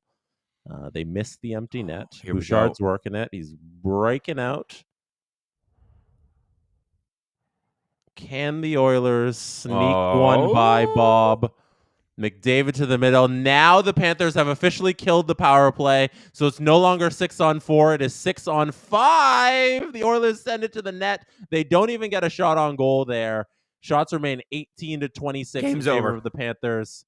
Game's over. The game is coming to an end shortly here as the Florida Panthers collect the puck, head out of the zone, send it on to the empty net, and that is it, ladies and gentlemen. The Florida Panthers 4-1 in this game. Bring out the dancing animal squad, a little confetti. It is 2-0 for the Florida Panthers in this series, barring a miracle comeback. And Ekblad has done such a great job against Connor McDavid tonight. For him to get that goal, I think has got to be pretty sweet revenge, because he and Connor have been duking it out, and that's a tough assignment, especially with Barkov out. You know, that's a fantastic, nice little piece for him. And you know, the Edmonton Oilers are going to have to figure out how to score goals on Bobrovsky. Like, listen, you can get mad at their defense or Stuart Skinner or whatever it is the Edmonton media are going to get mad at tomorrow. But the reality is that through almost 120 minutes in this series, they have one goal, Jesse. One goal. Yeah. They haven't been able to solve this Florida Panthers defense and Bobrovsky. It's been a combination of the two. The defense has been spectacular, and when I speak about the defense, I'm talking about the team defense from the forward group downwards to the defensemen on the back end. They've played spectacular team defense, and they've made it easy for Bobrovsky, and his positioning has been 10 out of 10 exceptional, and he's been in the right place at the right time both of these two games. So there should be no surprise here that Florida's up 2-0. They came out ready to play, something that the Edmonton Oilers did not do today. And I'm disappointed in the effort by the Edmonton Oilers. You got to be at least a little bit higher energy when you're down in a series. I get you're on the road. I get Florida's a really good team, but just not enough chances at all this game. Agreed. 57%. This is Kevin Papetti, who I love on Twitter. 57% of the goals in this series have been scored by players who were once in the Leafs organization, and Hyman doesn't even have one yet. Shut up. Shut up. As Julian McKenzie says, the playoffs for Leaf fans are just looking for stats and then stabbing themselves with it. We don't need this. On that empty net goal, too, it was Kane at the blue line who couldn't control the puck and keep it in. It was a hard play. I forget the Florida Panther who was on him there, but I note Kane there because you wonder if he's 100% healthy, if he's an extra step faster, if he's able to make that play at the line and not lose that little puck battle to the Panthers. That's just... It's not been a great series. No. I don't think from... I don't know who's the standout performer right now for the Edmonton Oilers. I don't know if there's anybody to point to. I guess McDavid in game one, I think he had 6 shots on goal. He looked dangerous early on. I guess you say McDavid in game one has been their best performer, but this game 2, Adam, I don't know. Does anybody stand out to you? Is like, yeah, he was good. Ekholm's goal was good, but and now Florida's up on a power play. Yeah, it was a bad little trip there. Yeah, I don't know. The reason I left you hanging there, Jesse, I know you were going to try to throw me there. It's just I am really perplexed at the Edmonton Oilers' inability to get anything going here, especially considering game one.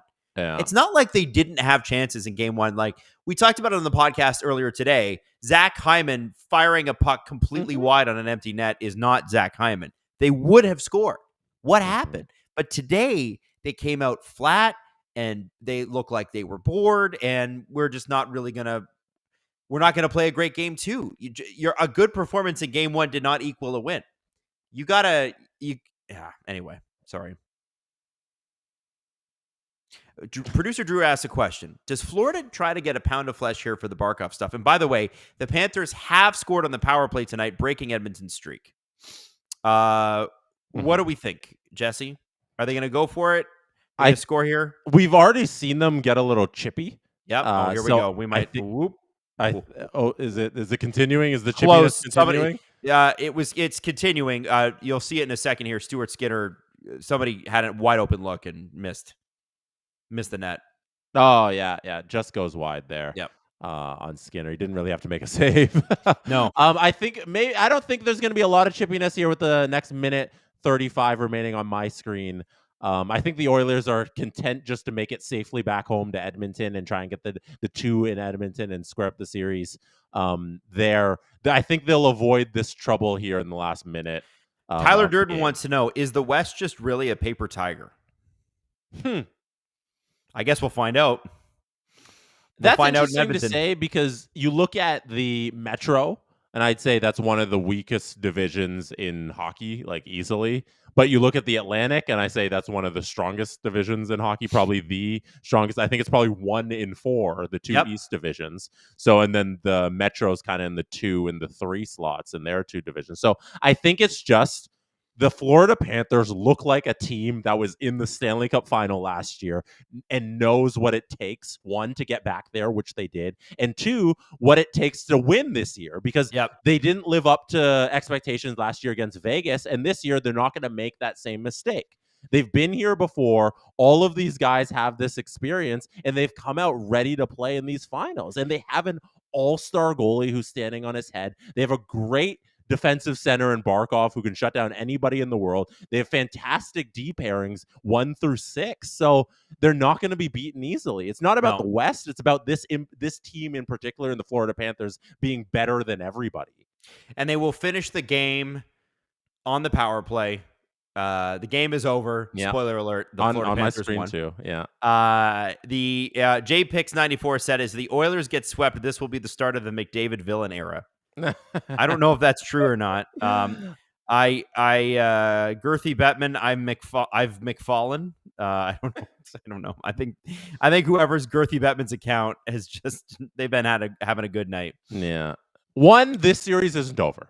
Let's not put the Oilers in the grave right now and throw dirt on it. This series isn't over. They could easily go home. There's 2 games in Edmonton. They could play like game 1 and the puck bounces go a little different, and they win those 2 games. So this is a good team. Drew's in our ear saying, get the brooms ready. This is a good team that can bounce back in 2 games. But if things look like how they look like tonight, there's no chance.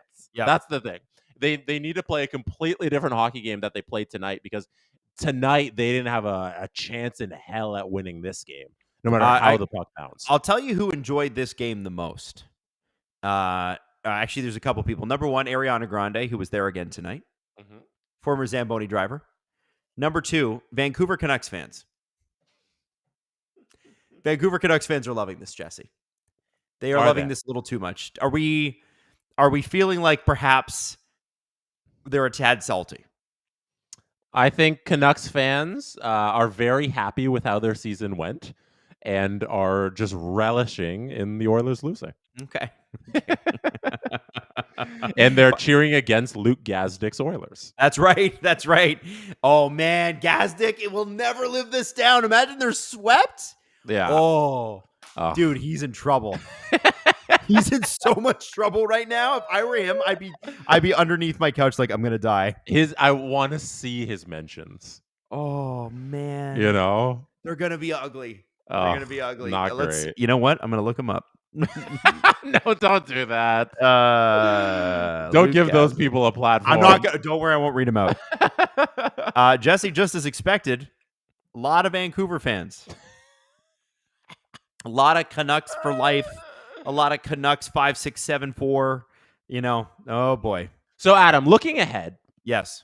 Oilers down 2-0. Mm-hmm. Beginning of this series, you pick the Oilers. Yes. How confident are you in your pick in that they can come back and win this series? How confident are you that they make this series competitive and they make this a 6 or 7 game series? Do you have any faith in the Oilers? I'm not confident at all. I look at this and I go, wow, the East really is that much better, huh?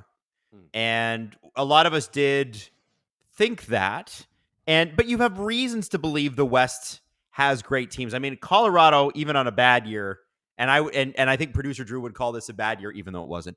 They're still a scary good team. Dallas, you look at that Dallas team and you're like, how, like, they're so deep.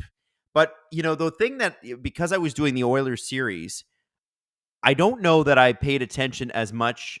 Like, I watched the games, but you watch them differently when you're doing the streams. Mm-hmm. And when I watched the Rangers Florida Panthers series, I thought, well, the Oilers are better than the Rangers, right? Mm-hmm. And the Rangers were far more in the series after 2 games than the Oilers have been. And that's the scary part for me. Like, we forget that Edmonton absolutely dominated game 1. They did. Mm-hmm. But for the issue for me is, I mean, obviously it's really going to come down to game 3. We'll really know. And that's an obvious answer. But I just feel like the Oilers should be better than New York. And New York was much more in the series at this point. And I think the Florida Panthers are 2 games away from doing the thing that they could not do last year. And I think, did they not finish last year with 2 wins in the Stanley Cup Final? 1. I think One. it was a 5-game series. So yeah. They just broke the franchise record for most Stanley Cup wins, according to producer Drew. Well, there you go. Yeah. So, I don't know. I'm belaboring the point, but my point is Edmonton's not in this series right now. Yeah.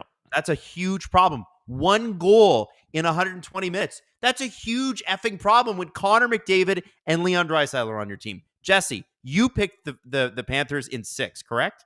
I picked the Oilers in 6. How do you feel?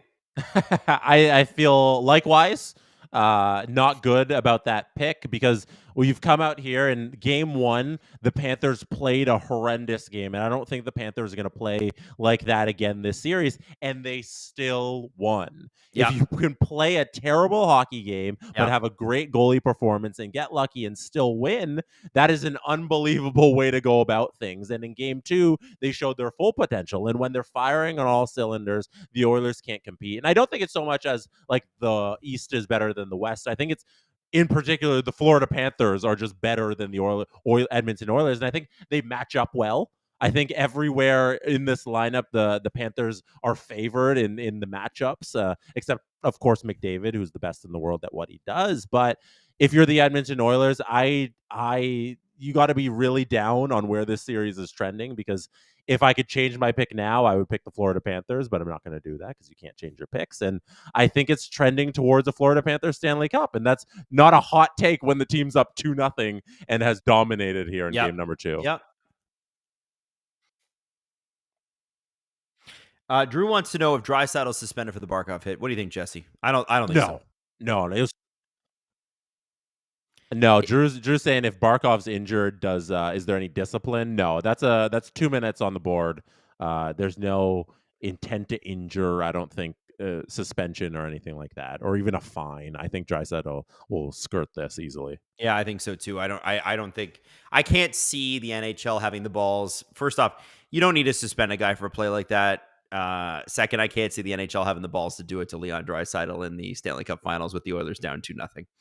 They just won't do it. They just won't do it. Yeah. So, and for Oilers fans right now, like you're going to be down on this team, obviously, and like you're really disappointed at your team's performance right now. But one, you're not out of it.